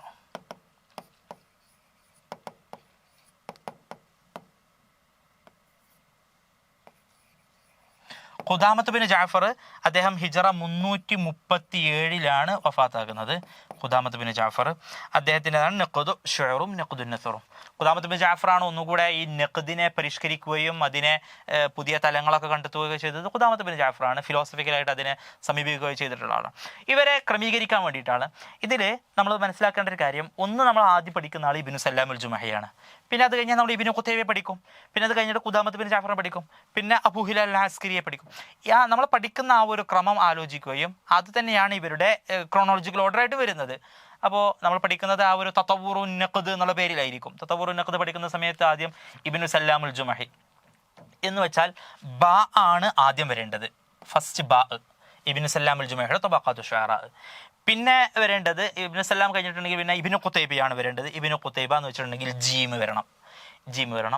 പിന്നെ ഇബ്നു ഖുതൈബ കഴിഞ്ഞിട്ടുണ്ടെങ്കിൽ പിന്നെ വരേണ്ടത് ഖുദാമത്ത് ബിൻ ജഅഫറാണ്. 337 അദ്ദേഹം വഫാത്തായിട്ടുണ്ട്. 95 അബൂ ഹിലാൽ അസ്കരി. പിന്നെ ദാൽ വരണം, ഇബ്നു ഖുതൈബ. അവസാനമാണ് അബൂ ഹിലാൽ അസ്കരി. അപ്പോൾ ഇതാണ് ശരിയായ ഉത്തരം. ഓക്കെ, അപ്പോൾ നഖ്ദിലെ പ്രധാനപ്പെട്ട ഗ്രന്ഥങ്ങളും അതിൻ്റെ ചില ഓതേഴ്സിനെയാണ് പരിചയപ്പെട്ടത്. അവരെ ക്രമപ്രകാരം നമ്മൾ പഠിച്ചിരിക്കുക. ക്വസ്റ്റ്യൻ 56, 56ാമത്തെ ചോദ്യമാണ്. മൻ ഖാല ഹാദിഹിൽ മൻ ഖാല അൽ ഇബാറത്ത് താലിയ, താഴെ പറയപ്പെടുന്ന ഒരു ഇബാറത്ത് ആര് പറഞ്ഞതാണ് എന്നതാണ്. അപ്പോൾ നമുക്കൊരു പ്രത്യേക ഒരു യൂണിറ്റ് ഉണ്ടായിരുന്നു, അന്ദുലുസ്, അൽ അദബുൽ അന്ദുലുസി, സ്പെയിൻ ലിറ്ററേച്ചർ എന്ന് പറഞ്ഞിട്ടുള്ള. അപ്പോൾ ആ സ്പെയിൻ ലിറ്ററേച്ചറിനെ കുറിച്ചുള്ള ഒരു പ്രധാനപ്പെട്ട ഒരു കോട്ടിംഗ് ആണ്. അമ്മ അഹ്ലുൽ അന്ദുലുസ്, സ്പെയിനുകാർ, ഫലമ്മ കസുറ ശഅറു ഫീ ഖുത്രിഹിം, അവരുടെ പ്രദേശത്ത് കവിത വർദ്ധിച്ചപ്പോൾ, അപ്പോൾ തഹദബത്ത് മനാഹിഹി, കവിതയുടെ വഴികളൊക്കെ വളരെ എന്താ പറയുക, സംസ്കാരം ഉൾക്കൊള്ളുന്ന രീതിയിൽ പളർന്നു പന്തലിച്ച സമയത്ത്, വഫുനൂനുഹു വബലഗ തൻമീഖു ഫീഹിൽ ഗായ, പരമാവധി ഡെക്കറേഷൻസ് ഒക്കെ കവിതകൾക്ക് അവിടെ വരാൻ തുടങ്ങി. സ്പെയിന് മനോഹരമായ ഒരു രാജ്യമാണ്. അവിടുത്തെ പ്രകൃതിയും പിന്നെ പുഴകളും നദികളും പുഷ്പങ്ങളും ഒക്കെ കവികളെ കൂടുതൽ സ്വാധീനിക്കുകയും അവിടുത്തെ ആ ഒരു ഭംഗി അത് ഈ കവിതകളിലും കടന്നു വരാൻ തുടങ്ങി. അങ്ങനെ വന്ന സമയത്താണ് ഇസ്തഹ്ദസൽ മുതഅഖിറൂന മിൻഹും, അവരിൽ തന്നെയുള്ള പിൻകാലക്കാർ ഫന്നൻ, പുതിയ ഒരു കവിതയുടെ രൂപം സൃഷ്ടിച്ചു. സമ്മൗഹു ബിൽ മുവശ്ശഹ്, അതിനാണ് മുവശ്ശഹ് എന്ന് പേര് വിളിക്കുകയും ചെയ്തു. അൽ മുവശ്ശഹാത്ത് എന്ന ഒരു കവിതാ രൂപത്തെക്കുറിച്ച് നമുക്ക് പ്രത്യേകം പഠിക്കാനുണ്ട്. സമ്മൗഹു ബിൽ മുവശ്ശഹ് എന്നുള്ള പേരിൽ. ഓക്കെ, ഇത് സ്പെയിനിലെ മുവശ്ശഹിനെ കുറിച്ച് പറയുന്ന ഒരു കോട്ടിംഗ് ആണ്. ഈ കോട്ടിംഗ് ആര് പറഞ്ഞതാണ് എന്നതാണ് ചോദ്യം. നമ്മൾ ഓപ്ഷനിൽ വായിച്ചു നോക്കാം. ഇബ്നു ഹാനി ഉൽ അന്ദുലുസി, ഇബ്നു റുഷ്ദ്, ഇബ്നു സൈദൂൻ, ഇബ്നു ഖൽദൂൻ, ഈ 4 പേരാണുള്ളത്. ഇവിടെ ഈ 4 പേരും 4 പേരിൽ 3 പേരും സ്പെയിനുകാരാണ്. നോക്കൂ, ഇബ്നു ഹാനി ഉൽ അന്ദുലുസും ഇബ്നു റുഷ്ദും ഇബ്നു സൈദൂനും, ഇവർ 3ഉം സ്പെയിനുകാരാണ്. ഇബ്നു സൈദൂന് പ്രസിദ്ധനായ സ്പെയിനിലെ കവിയാണ്. ഇബ്നു ഹാനി ഉൽ അന്ദുലുസിയും മുത്തനബിൽ ഖർബ്, ഇബ്നു റുഷ്ദും അവിടുത്തെ സയൻറ്റിസ്റ്റാണ്. ഇബ്നു ഖൽദൂനും. അപ്പോൾ ഈ കോട്ടിങ് ആര് പറഞ്ഞതാണ്? ഇതിൽ ഈ ഇബ്നു ഖൽദൂനാണ് ഇതിൻ്റെ ശരിയായ ഉത്തരം. ഇബ്നു ഖൽദൂനാണ്. ഇവിടെ മനസ്സിലാക്കേണ്ട ഒരു കാര്യം, അന്ദുലുസ് സാഹിത്യത്തെക്കുറിച്ച് വിശകലനം ചെയ്യുന്നത് അന്ദുലുസിലെ കവികൾ, അവർ അതിനെക്കുറിച്ച് വിശകലനം ചെയ്ത് സംസാരിക്കില്ല. അത് പിൽക്കാലത്ത് അതിനെക്കുറിച്ച് പഠനം നടത്തിയ ആളുകളായിരിക്കും ചെയ്യുന്നത്. ഇബ്നു ഹാനി കവിത പാടി അദ്ദേഹം ചൊല്ലിയിട്ടുണ്ട്. അദ്ദേഹം നല്ലൊരു കവിയായിരുന്നു അന്ദുലുസി. പിന്നെ ഇബ്നു സൈദൂൻ അങ്ങനെയായിരുന്നു. കവിതകൾ കുറേ ഉണ്ട്, വല്ലാതെയെക്കുറിച്ചൊക്കെയുള്ള ധാരാളം ഷെയറുകൾ അദ്ദേഹത്തിനുണ്ട്. ഇബ്നു ഖൽദൂനിലേക്ക് വരുന്ന സമയത്ത് ഇബ്നു ഖൽദൂന് സാഹിത്യത്തെ നിരൂപണം നടത്തുകയും വിശകലനം നടത്തിയിട്ട് ചെയ്തിട്ടുള്ള അദ്ദേഹത്തിൻ്റെ പ്രസിദ്ധമായ മുഖദ്ദിമ എന്ന് പറഞ്ഞ ഗ്രന്ഥമുണ്ട്. വെച്ചിട്ടുണ്ടെങ്കിൽ അദ്ദേഹത്തിൻ്റെ ഒരു ചരിത്ര പുസ്തകമുണ്ട്. ആ ചരിത്ര പുസ്തകത്തിൻ്റെ തുടക്കത്തിൽ ഒരു മുഖദ്ദിമ, ആമുഖം, ചരിത്ര വായനക്കൊരാമുഖം, മുഖദ്ദിമ എന്ന അദ്ദേഹത്തിൻ്റെ പ്രസിദ്ധമായ ഗ്രന്ഥമുണ്ട്. ആ മുഖദ്ദിമയിൽ അദ്ദേഹം ഓരോ ഫന്നിനെ കുറിച്ചും വിശദമായിട്ട് പഠിക്കുന്നുണ്ട്, വിശകലനം ചെയ്യുന്നുണ്ട്. പലപ്പോഴായിട്ട് ഇബ്നു ഖൽദൂൻ ഈ കോട്ടിങ് നൽകിയിട്ടത് ആര് പറഞ്ഞതാണ് എന്നുള്ളത് ഇബ്നു ഖൽദൂൻ പറഞ്ഞ കോട്ടിങ്ങുകളെ കുറിച്ചുള്ള ചോദ്യങ്ങൾ വരാറുണ്ട്. അദ്ദേഹത്തിൻ്റെ ഫെയിം, അദ്ദേഹം അത്രയും അറിയപ്പെടുന്ന ഒരു വ്യക്തിത്വമാണ്. അതുകൊണ്ട് തന്നെയാണ് അദ്ദേഹത്തെക്കുറിച്ചുള്ള ചോദ്യങ്ങൾ. ഓക്കെ, നമുക്ക് ഈ ക്വസ്റ്റ്യനിൽ ഒന്ന് മനസ്സിലാക്കേണ്ടത് മുവശഹാത്തിനെ കുറിച്ചുള്ള ചോദ്യമുണ്ട്. മുവശഹാത്ത്. അപ്പോൾ മുവശഹാത്ത് എന്നുള്ളത് ചോദ്യത്തിൽ പല നെറ്റ് പരീക്ഷകളിലും ചോദ്യം വരുന്ന ഒരു കാര്യമാണ് മുവശഹാത്ത്. മുവശഹാത്ത് നശഅത്ത് ഫിൽ അന്ദുലുസ്, സ്പെയിനിൽ രൂപം കൊണ്ടിട്ടുള്ള ഒരു കവിതാ രൂപമാണ് മുവശഹാത്ത്. സ്പെയിനിൽ രൂപം കൊണ്ടിട്ടുള്ള കവിത. ഓക്കെ, പിന്നെ മുവശഹാത്ത് അൽ ഖർനു സാലിസുൽ ഹിജ്രി, ഹിജറ 3-ാം നൂറ്റാണ്ടിലാണ് സ്പെയിനിൽ. അൽ ഖർനു സാലിസ് അൽ ഹിജ്രി, ഹിജറ 3-ാം നൂറ്റാണ്ടിൽ. പിന്നെ അതിൻ്റെ മുഖ്തരി മഖ്ദം ഇബ്നു മുആഫ എന്ന് പറയുന്ന സാഹിത്യകാരനാണ്, കവിയാണ് ഇതിൻ്റെ മുഖ്തരി എന്ന് വിളിക്കപ്പെടുന്നത്. മുഖ്തരി മഖ്ദം ഇബ്നു മുആഫ.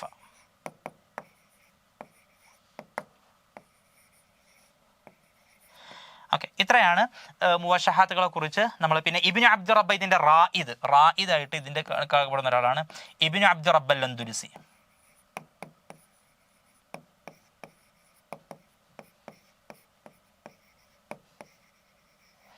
ഇബ്നു അബ്ദുർ റബ്ബ് അൽ അന്ദുലുസി ഇതിൻ്റെ റായിദായിട്ട് അറിയപ്പെടുന്ന കാര്യമാണ്. അപ്പോൾ മുവശഹാത്തിനെ കുറിച്ചുള്ള ഒരു ധാരണ നമുക്ക് ഉണ്ടാവണം.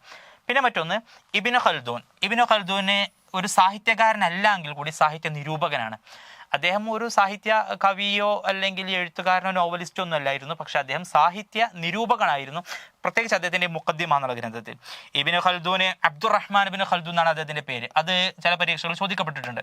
അദ്ദേഹത്തിൻ്റെ പേര് മുഹമ്മദ് അബ്ദുറഹ്മാൻ എന്നൊക്കെ നൽകിയിട്ട് അദ്ദേഹത്തിൻ്റെ പേര് അബ്ദുറഹ്മാൻ ബിൻ ഖൽദൂൻ എന്നതാണ് അദ്ദേഹത്തിൻ്റെ പേര്. തുർക്കിയിൽ ഇബ്നു ഖൽദൂൻ യൂണിവേഴ്സിറ്റി ഉണ്ട്. അദ്ദേഹം തുനീഷ്യക്കാരനാണ്. അദ്ദേഹം കൂടുതൽ കേട്ടിട്ടില്ലാത്ത ഒരു അറബ് രാജ്യമായിരിക്കും നമ്മൾ തൂനിസ്. അബുൽ ഖാസിം ഷാബിയൊക്കെ പോലെ തുനീഷ്യക്കാരനായിട്ടുള്ള എഴുത്തുകാരനായ പണ്ഡിതനായിരുന്നു. ആധുനിക സാമൂഹ്യ ശാസ്ത്രത്തിൻ്റെ പിതാവായിട്ട് വിളിക്കപ്പെടുന്നത് ഇബ്നു ഖൽദൂനാണ്. ഇൽമുൽ ഇജ്തിമാ എന്ന് പറയുന്നത് സോഷ്യോളജി, ഇൽമുൽ ഇജ്തിമാ അൽ ഹദീസ്. അപ്പോൾ മുസ്ലിം ലോകം നൽകിയിട്ടുള്ള പ്രധാനപ്പെട്ട ഒരു സംഭാവനയാണ് ഇദ്ദേഹം. ഒക്കെ ഇജ്തിമാ അൽ ഹദീസ്, ആധുനിക സോഷ്യോളജിയുടെ പിതാവായിട്ട് അറിയപ്പെടുന്ന ആളാണ് ഇബ്നു ഖൽദൂൻ. അപ്പോൾ അദ്ദേഹത്തിൻ്റെ ഗ്രന്ഥം കിതാബുൽ ഇബർ, ആ കിതാബുൽ ഇബറിൻ്റെ ആമുഖം എഴുതിയതാണ് മുഖദ്ദിമ. പക്ഷേ ആ മുഖദ്ദിമയാണ് പിന്നീട് പിൽക്കാലത്ത് കൂടുതൽ ചർച്ച ചെയ്യപ്പെട്ടത്, അറിയപ്പെടുന്നു. കിതാബുൽ ഇബറിൻ്റെ ജസ്റ്റ് ഒരു പ്രിഫൈസ് ആയിട്ട് എഴുതിയതാണ്. കിതാബുൽ ഇബർ വ ദീവാനുൽ മുബ്തദ വൽ ഖബർ ഫി അയ്യാമിൽ അറബി വൽ അജമി വൽ ബർബർ എന്ന് പറയുന്ന ഒരു പാരഗ്രാഫിൻ്റെ അത്ര ഉണ്ട് ആ ഒരു പുസ്തകത്തിന് തന്നെ ടൈറ്റിൽ, കിതാബുൽ ഇബർ. കിതാബുൽ ഇബർ അതിൻ്റെ മുഖദ്ദിമയാണ്. ഈ കിതാബുൽ ഇബറിൻ്റെ മുഖദ്ദിമയാണ് മുഖദ്ദിമത്തു ഇബ്നു ഖൽദൂൻ എന്നുള്ള പേരിൽ പിന്നെ അത് അറിയപ്പെട്ടു. മുഖദ്ദിമത്തു ഇബ്നു ഖൽദൂൻ എന്നുള്ള പേരിൽ അത് അറിയപ്പെട്ടു.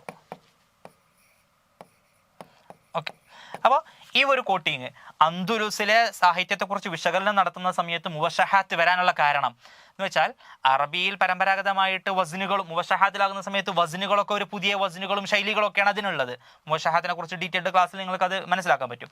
അപ്പോൾ അന്ദുലുസിലെത്തിയ സമയത്ത് അവിടെ പാശ്ചാത്യ ലോകവുമായിട്ടുള്ള ഒരു അടുപ്പം ഒക്കെ ഉണ്ടാകുന്ന സമയത്ത് അവിടുത്തെ പിന്നെ പ്രകൃതിയും മനോഹാരിതയൊക്കെ കവികളെയും സ്വാധീനിക്കുകയും അത് അവരുടെ കവിതാ ശൈലിയിലും സ്റ്റൈലിലും ഉസ്ലൂബിലും മാറ്റം വരുത്തുകയും ചെയ്തു.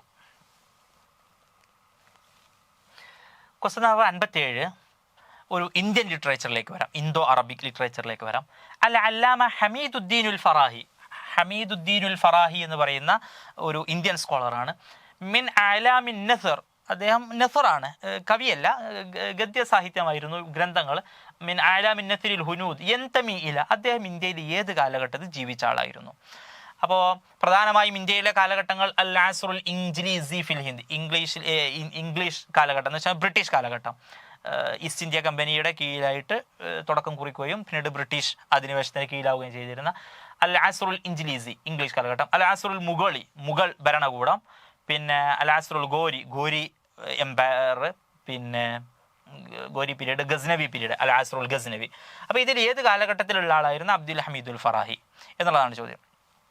അപ്പോൾ ഇതിൽ ഓരോ കാലഘട്ടങ്ങളും നമ്മളൊന്ന് മനസ്സിലാക്കുന്നതിന് മുമ്പ് അബ്ദുൽ ഹമീദുൽ ഫറാഹി അദ്ദേഹത്തെക്കുറിച്ചുള്ള ചെറിയൊരു വിവരണം നൽകാം. അബ്ദുൽ ഹമീദുൽ ഫറാഹിയെ കുറിച്ച് പറയുമ്പോൾ അദ്ദേഹം 1863 മുതൽ 1930 വരെ ജീവിച്ച ആളാണ് അബ്ദുൽ ഹമീദുൽ ഫറാഹി. 930 ആട്ടോ, 930 വരെയുള്ളതാണ് അബ്ദുൽ ഹമീദുൽ ഫറാഹി. അപ്പോൾ ഇത് കിട്ടിയാൽ തന്നെ നമുക്ക് ഏകദേശം അദ്ദേഹം ഏത് കാലഘട്ടക്കാരനാണെന്ന് ഊഹിക്കാൻ കഴിയും. കാരണം 1947 ഇന്ത്യ സ്വാതന്ത്ര്യം നേടുന്നത്, 1947. അപ്പോൾ അതുവരെയുള്ള സമയത്ത് ഭരിച്ചിരുന്നത് ബ്രിട്ടീഷുകാരായിരുന്നു. ബ്രിട്ടീഷുകാർ തുടങ്ങുന്നത് 1857 മുതലാണ് ബ്രിട്ടീഷ് പീരീഡ് തുടങ്ങുന്നത്. 1857 മുതലാണ് ബ്രിട്ടീഷ് പീരീഡ് തുടങ്ങുന്നത്, 857 ശേഷം. ഓക്കെ, അപ്പോൾ 1930 വരെ ഉള്ള ആളായിരുന്നു അബ്ദുൽ ഹമീദുൽ ഫറാഹി. അദ്ദേഹത്തിൻ്റെ പ്രധാനപ്പെട്ട മേഖല ഇൽമുൽ ഖുർആൻ വ തഫ്സീർ, വിശുദ്ധമായ ഖുർആൻ പഠനങ്ങളായിരുന്നു അദ്ദേഹത്തിൻ്റെ ഗ്രന്ഥങ്ങളിൽ കൂടുതലും. ഇൽമുൽ ഖുർആൻ വ തഫ്സീർ, ഖുർആനും തഫ്സീറൊക്കെ ആയിരുന്നു അബ്ദുൽ ഹമീദുൽ ഫറാഹിയുടെ മേഖല. അതിൽ തന്നെ അദ്ദേഹത്തിൻ്റെ നിളാമുൽ ഖുർആൻ, ഖുർആനിൻ്റെ പരസ്പര ബന്ധങ്ങളെക്കുറിച്ചാണ് കൂടുതലും. ഓരോ സൂറത്തുകളെ കുറിച്ചും തഫ്സീറുകൾ അദ്ദേഹത്തിനുണ്ട്. നിളാമുൽ ഖുർആനെ കുറിച്ച് അദ്ദേഹം ഒരു ഗ്രന്ഥം എഴുതുകയും ചെയ്തിട്ടുണ്ട്. നിളാമുൽ ഖുർആൻ വ തഫ്സീറുൽ ഖുർആനി ഫുർഖാനി ബിൽ ഫുർഖാൻ. നിളാമുൽ ഖുർആൻ,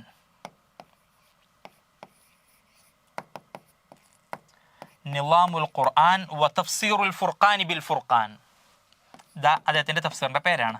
ഇതും പരീക്ഷകളിൽ ചോദിക്കപ്പെടാറുള്ള ഒരു കാര്യമാണ്. തഫ്സീറുൽ ഫുർഖാനി ബിൽ ഫുർഖാൻ.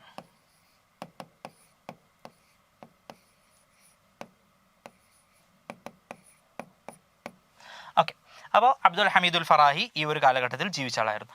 അപ്പോൾ ഇനി ഈ അസ്റുൽ ഇൻജിലീസി, ഇംഗ്ലീഷ് പീരീഡ് എന്ന് നമ്മൾ ഉദ്ദേശിക്കുന്നത് 1857 ശേഷം, എന്ന് വെച്ചാൽ 58 മുതൽ പിന്നെ 947 സ്വാതന്ത്ര്യം ലഭിക്കുന്നത് വരെയാണ് ഇന്ത്യയിലെ ഇംഗ്ലീഷ് പീരീഡ്. നമ്മൾ പഠിക്കുന്ന കൂടുതൽ സാഹിത്യകാരന്മാർ ഈ ഒരു പീരീഡിൽ വരുന്ന ആളുകൾ തന്നെയാണ്.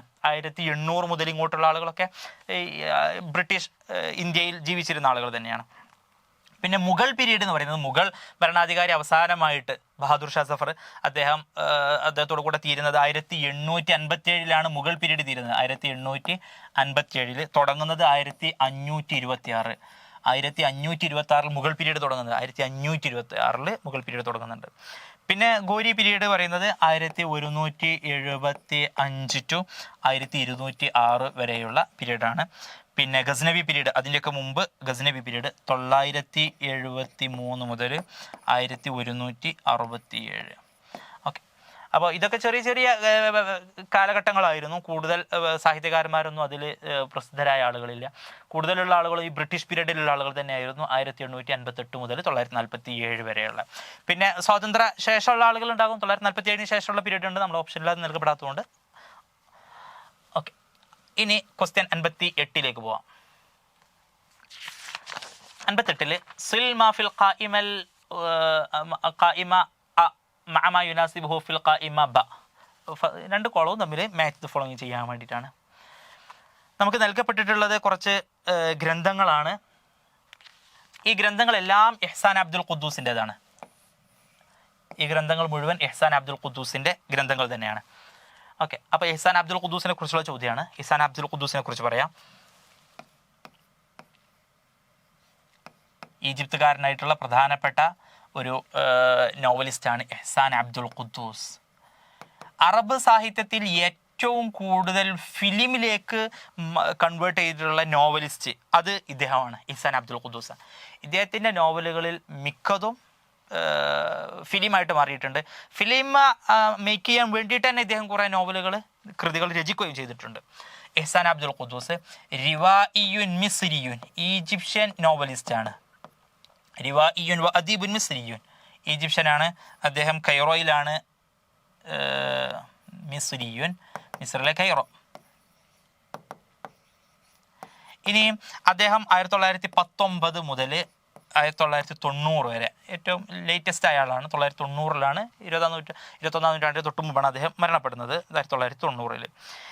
പിന്നെ അദ്ദേഹം റയീസു തഹ്രീർ മജല്ലത്ത് റോസുൽ യൂസുഫ്, അദ്ദേഹത്തിൻ്റെ ഉമ്മാൻ്റെ പേര് റോസുൽ യൂസുഫ് എന്നായിരുന്നു. ഉമ്മ ലബനാനുകാരിയാണ്. ആ ഉമ്മയുടെ പേരിൽ ഉമ്മ തന്നെ തുടങ്ങിയിട്ടുണ്ടായിരുന്ന ഒരു മാഗസിനായിരുന്നു. ആ മാഗസിൻ്റെ ചീഫ് എഡിറ്ററൊക്കെ അദ്ദേഹം ഉണ്ടായിരുന്നു. അപ്പം ചുരുക്കി പറഞ്ഞാൽ ഇദ്ദേഹത്തിൻ്റെ ഉമ്മയും ഒരു സാഹിത്യകാരിയായിരുന്നു. ഉമ്മ തന്നെ സ്വയം തസീസ് മുഅസ്സിസായിട്ടുള്ള ഒരു മാഗസിനാണ് മജല്ലത്തു റോസുൽ യൂസുഫ്. ഉമ്മാൻ്റെ പേര് റോസുൽ യൂസുഫ് തന്നെയാണ്. മജല്ലത്തു റോസുൽ യൂസുഫ്.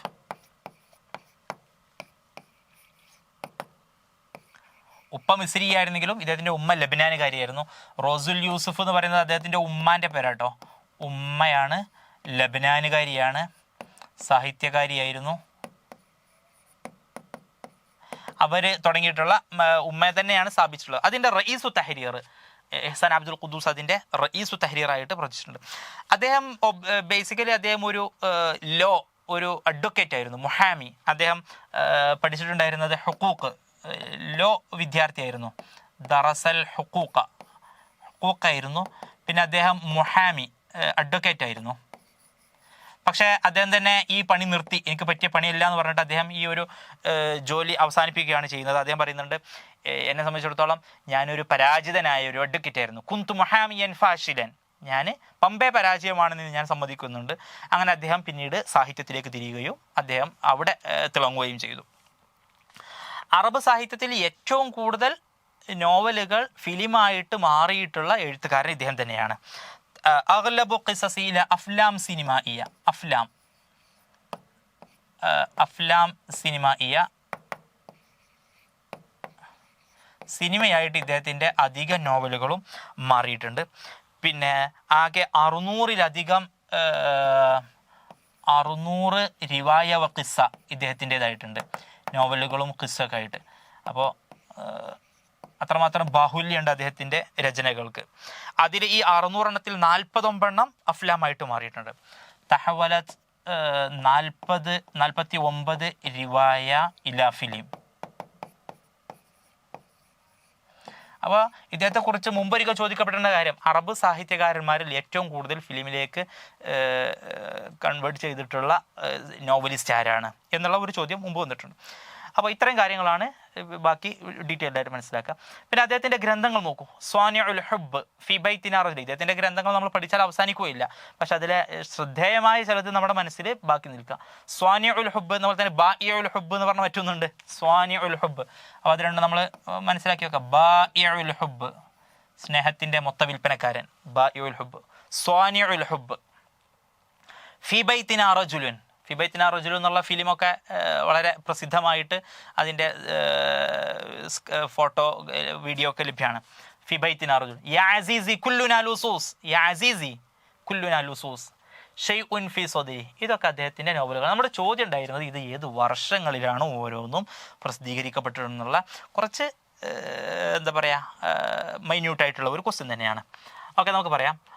1900 സ്വാനിഉൽ ഹുബ്ബ്. സ്വാനിഉൽ ഹുബ്ബ് 1948. സ്വാനിഉൽ ഹുബ്ബ്. ഫി ബൈത്തിന റജുലുൻ എന്നുള്ളത് 1957. പിന്നെ യാ അസീസി കുല്ലുനാ ലുസൂസ് എന്ന് പറയുന്നത്, യാ അസീസി കുല്ലുനാ ലുസൂസ് 1982. ഷൈഉൻ ഫി സദരി 1958. ഇങ്ങനെയാണ് ഈ ഓരോ ഗ്രന്ഥങ്ങളും രചിക്കപ്പെട്ടിട്ടുള്ളത്. എന്ന് വെച്ചാൽ ഈ യാ അസീസി കുല്ലുനാ ലുസൂസ് എന്നുള്ളത് വളരെ പിൽക്കാലത്ത് അദ്ദേഹം രചിച്ചിട്ടുള്ള ഒരു ഗ്രന്ഥമാണ്. ഓക്കെ, അപ്പോൾ ജീമ് അവസാനം വരണം. ജീമിന് സോറി, നമ്മൾ ഓപ്ഷനിലേക്ക് വരാം. ഓക്കെ, ഹംസക്ക് 2 വരേണ്ടത്. ഹംസ 2 വരണം. ഓക്കെ, ഹംസ 2 വന്നു. പിന്നെ ബാ 957. ഓക്കെ, ജീമ് നോക്കാം. യാ അസീസി കുല്ലുനാ ലുസൂസ് 982. ജീമ് 1 ആണ്. ജീമ് 1. ഓക്കെ, പിന്നെ ദാല് 958. 3 ദാല് 3. ഓക്കെ, ബാ ഫി ബൈത്തിന റജുലുൻ 957 സോറി 956. 957 6 എന്നുള്ള ഒരു 2 സ്ഥലത്ത് കണ്ടുള്ള മാറ്റമാണ്. 986. ഓക്കെ, അപ്പോൾ ബാ 986 സോറി. അപ്പോൾ ഇതാണ് ഇദ്ദേഹത്തിൻ്റെ ഗ്രന്ഥങ്ങളുടെ പബ്ലിഷ്. ഇത് വളരെ മൈന്യൂട്ടായിട്ടുള്ള ഒരു ക്വസ്റ്റ്യൻ ആണ്. ഇതിനെക്കുറിച്ച് കൃത്യമായ ധാരണ ഉണ്ടാവുക എന്നുള്ളത് അത്രയും മൈന്യൂട്ടായിട്ട് പഠിക്കുന്ന ഒരാൾ, അല്ലെങ്കിൽ റിസർച്ച് ഇഹ്സാൻ അബ്ദുൽ ഖുദ്ദൂസിനെ കുറിച്ച് ഒരു റിസർച്ച് ഒക്കെ ചെയ്യുന്ന ആളുകൾക്ക് പെട്ടെന്ന് എത്തിപ്പെടാൻ കഴിയുന്ന ഒരു ആൻസറാണ്. അപ്പോൾ ഇതിലെ ശരിയായ ഉത്തരം കിട്ടിയ ഓപ്ഷൻ ബി ആണ്. ഓപ്ഷൻ സി, മൂന്നാമത്തതാണ് ശരിയായ ഉത്തരം. 59ാമത്തെ ചോദ്യം, ക്വസ്റ്റ്യൻ 59. മാഹുവൽ കിതാബുല്ലദി ജമഅഹുൽ മുഅല്ലിഫു ഫി 50 സന. ഇതൊരു ഈ താഴെ കൊടുത്തിട്ടുള്ള 4 പുസ്തകങ്ങൾ, ഈ 4 പുസ്തകങ്ങളെ കുറിച്ചുള്ള ഒന്നിനെ കുറിച്ചുള്ളതാണ്. കാമിലുണ്ട്, ബയാൻ തബീനുണ്ട്, അമാലുണ്ട്, അഗാനി ഉണ്ട്. ഈ 4 ഗ്രന്ഥങ്ങൾ ഒരു ഗ്രന്ഥത്തെക്കുറിച്ചുള്ള വിശദീകരണം നൽകുന്നത്. ആ ക്വസ്റ്റ്യനിൽ തന്നെ കുറേ ക്ലൂകൾ വരുന്നുണ്ട്. ഒന്ന് നോക്കൂ. 50 വർഷം എടുത്ത് രചിച്ചതാണ്. ജമഅഹുൽ മുഅല്ലിഫു ഫി 50 സന, 50 വർഷം.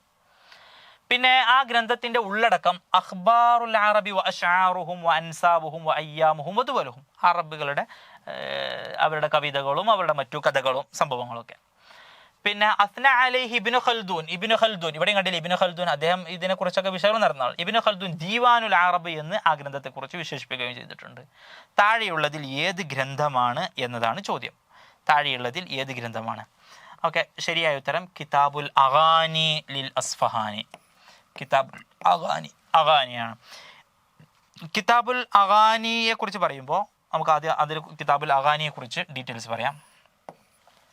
അഗാനി നമുക്കറിയാം അൽ ഇസ്ഫഹാനി, ഇസ്ഫഹാനിയുടെ ഗ്രന്ഥമാണ്. അബുൽ ഫറജ് അൽ ഇസ്ഫഹാനി.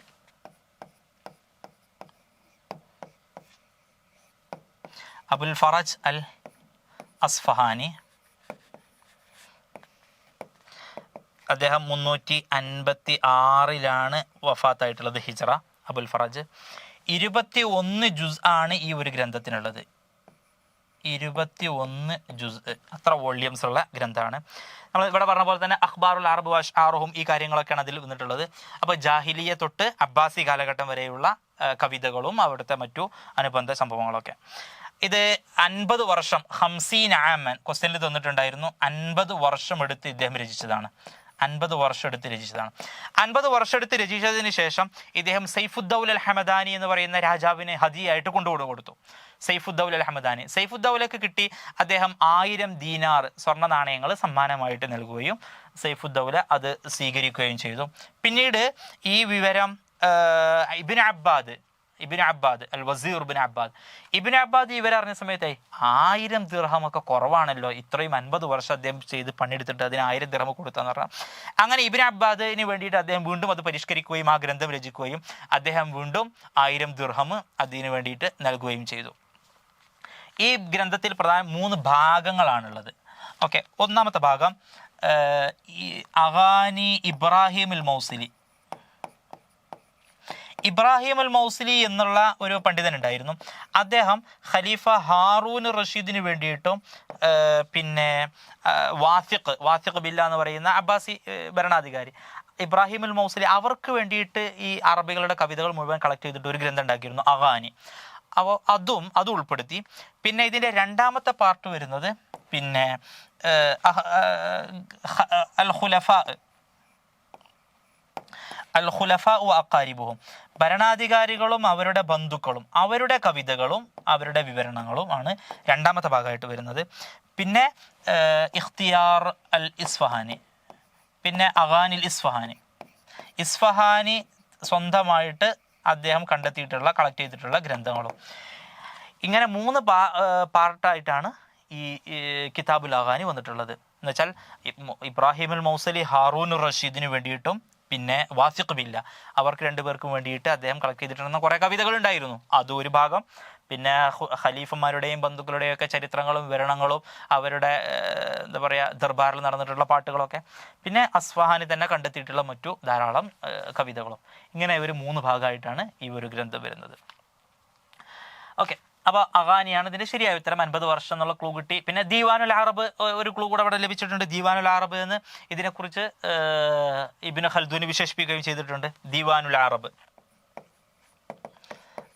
എന്ന് വിശേഷിപ്പിച്ചത് ആരാണെന്നായിരിക്കും ചിലപ്പോൾ മറ്റൊരു സമയത്ത് ചോദിക്കുന്നത്. ഇബ്നു ഖൽദൂന് ദീവാനുൽ അറബ് എന്നാണ് കിതാബുൽ അഗാനിയെക്കുറിച്ച് വിശേഷിച്ചത്. പിന്നെ നമുക്ക് ഓപ്ഷനിൽ നൽകിയിട്ടുള്ളത് 3 ഗ്രന്ഥങ്ങളാണുള്ളത്.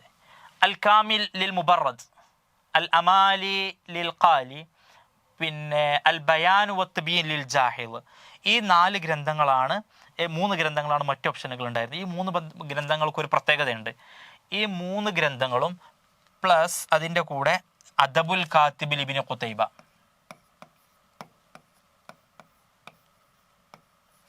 അദബുൽ കാത്തിബ് ലിബ്നു ഖുതൈബ. നമ്മൾ മുമ്പ് ഒരു ക്വസ്റ്റ്യനിൽ അത് വന്നു, ഇബ്നു ഖുതൈബയുടെ അദബുൽ കാത്തിബ്. ഈ 4 ഗ്രന്ഥങ്ങളെക്കുറിച്ചുമാണ് ഇബ്നു ഖൽദൂൻ, ഇവിടെ വന്നിട്ടുള്ള ഇബ്നു ഖൽദൂൻ ഉണ്ടല്ലോ, അദ്ദേഹം തന്നെ ഈ 4 ഗ്രന്ഥങ്ങളെക്കുറിച്ച് ഉസൂലുൽ അദബ് എന്ന് വിശേഷിപ്പിച്ച 4 ഗ്രന്ഥങ്ങളാണ്. ഉസൂലുൽ അദബ് എന്ന് ഇബ്നു ഖൽദൂൻ ഉസൂലുൽ അദബ്.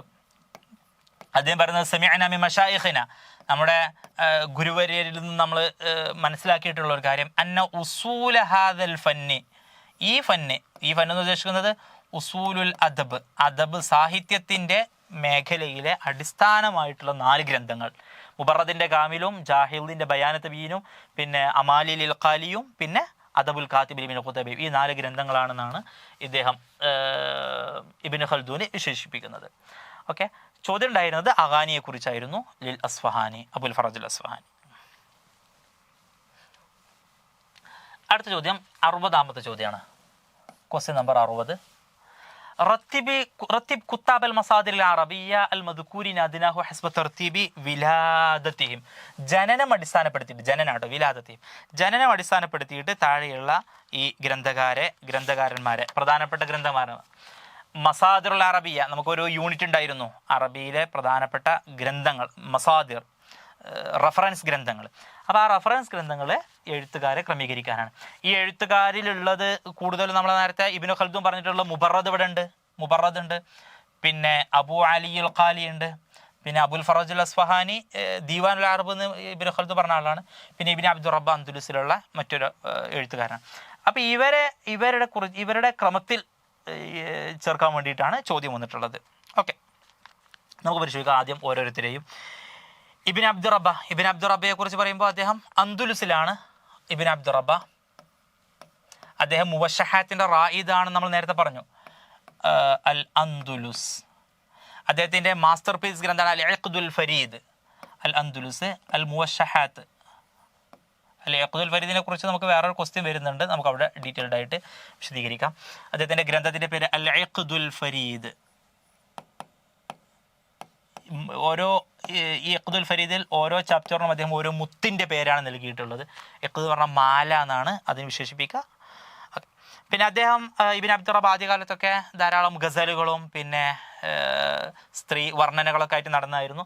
അവസാനം അതിൽ നിന്നൊക്കെ അദ്ദേഹം ഖേദിച്ചു മടങ്ങിയിട്ട് അൽ മുമഹിസാത്ത് എന്ന് പറയുന്ന അദ്ദേഹത്തിൻ്റെ കവിതകൾ, അൽ മുമഹിസാത്ത്, പിന്നെ ആധ്യാത്മിക കവിതകളും തൗബ ചെയ്തിട്ടുള്ള മുമഹിസാത്ത് കവിതകൾ അദ്ദേഹം രചിക്കുകയും ചെയ്തു. അദ്ദേഹം അന്ദുലുസിലെ കൊറദോബയിലാണ് വിലാദത്തും വഫാത്തൊക്കെ വരുന്നത്. ഇബ്നു അബ്ദുർ റബ്ബിൻ്റെ സമയം 246 ഹിജറ 246 മുതൽ 328 ഹിജറ 328 വരെയാണ് ഇബ്നു അബ്ദുർ റബ്ബ. ഇനി അബു അലിയുൽ ഖാലിയുടെ കാലഘട്ടം വരുന്നത് 288 ഹിജറയിൽ അദ്ദേഹം ജനിക്കുകയും 356 വരെയാണ് അബു അലിയുൽ ഖാലിയെ കുറിച്ച് പറയുമ്പോൾ അദ്ദേഹം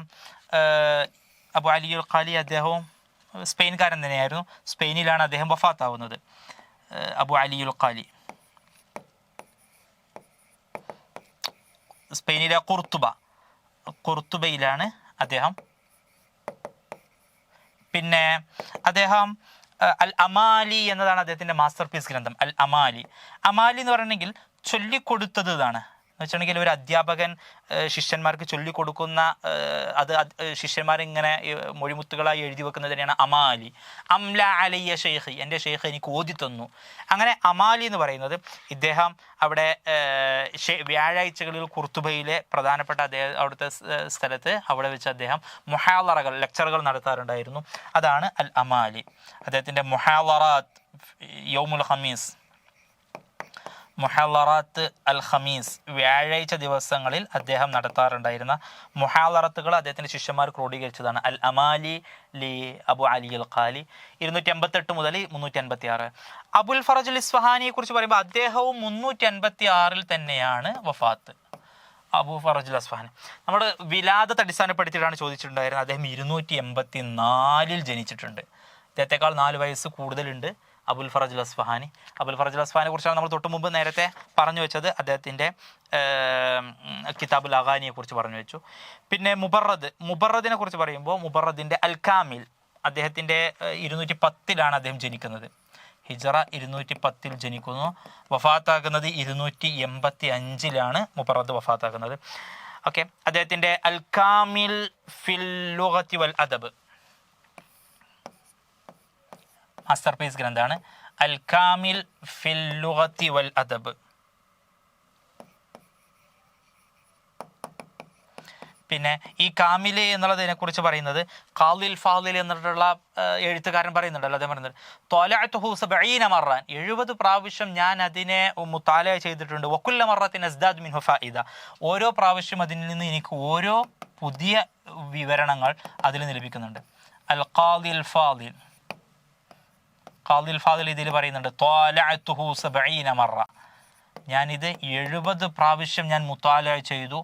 വകുല്ല മറത്തിൻ അസ്ദാദ് മിൻഹു ഫായിദ, ഓരോ പ്രാവശ്യവും എനിക്ക് അതിൽ നിന്ന് പുതിയ ഓരോ വിവരങ്ങൾ ലഭിച്ചുകൊണ്ടേയിരുന്നു എന്ന് അബു അലിയുൽ ഖാലി മുബറദിൻ്റെ ഈ ഒരു കാമിലിനെ കുറിച്ച് പറയുന്നുണ്ട്. കാമിൽ 4 ജുസുകളാണുള്ളത്, 4 അജ്സ.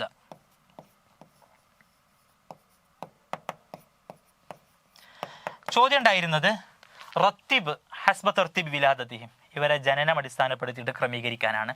ജനനം അടിസ്ഥാനപ്പെടുത്തിയിട്ട് ക്രമീകരിക്കുന്ന സമയത്ത് ആദ്യം ജനിച്ചിട്ടുള്ളത് മുബറദാണ്. ആദ്യം ജനിച്ചിട്ടുള്ളത് മുബറദ്, മുബറദ് ദാലാണ് ആദ്യം ജനിച്ചിട്ടുള്ളത്. പിന്നീട് ജനിച്ചിട്ടുള്ളത് ഇബ്നു അബ്ദുർ റബ്ബ, ദാല് പിന്നെ ഹംസയാണ്, ഹംസ. പിന്നീട് അബുൽ ഫറജ് അസ്ഫഹാനി ജീമും, ലാസ്റ്റ് അബു അലിയുൽ ഖാലി. അതുകൊണ്ട് തന്നെ ഓപ്ഷൻ 2 ശരിയായ ഉത്തരം.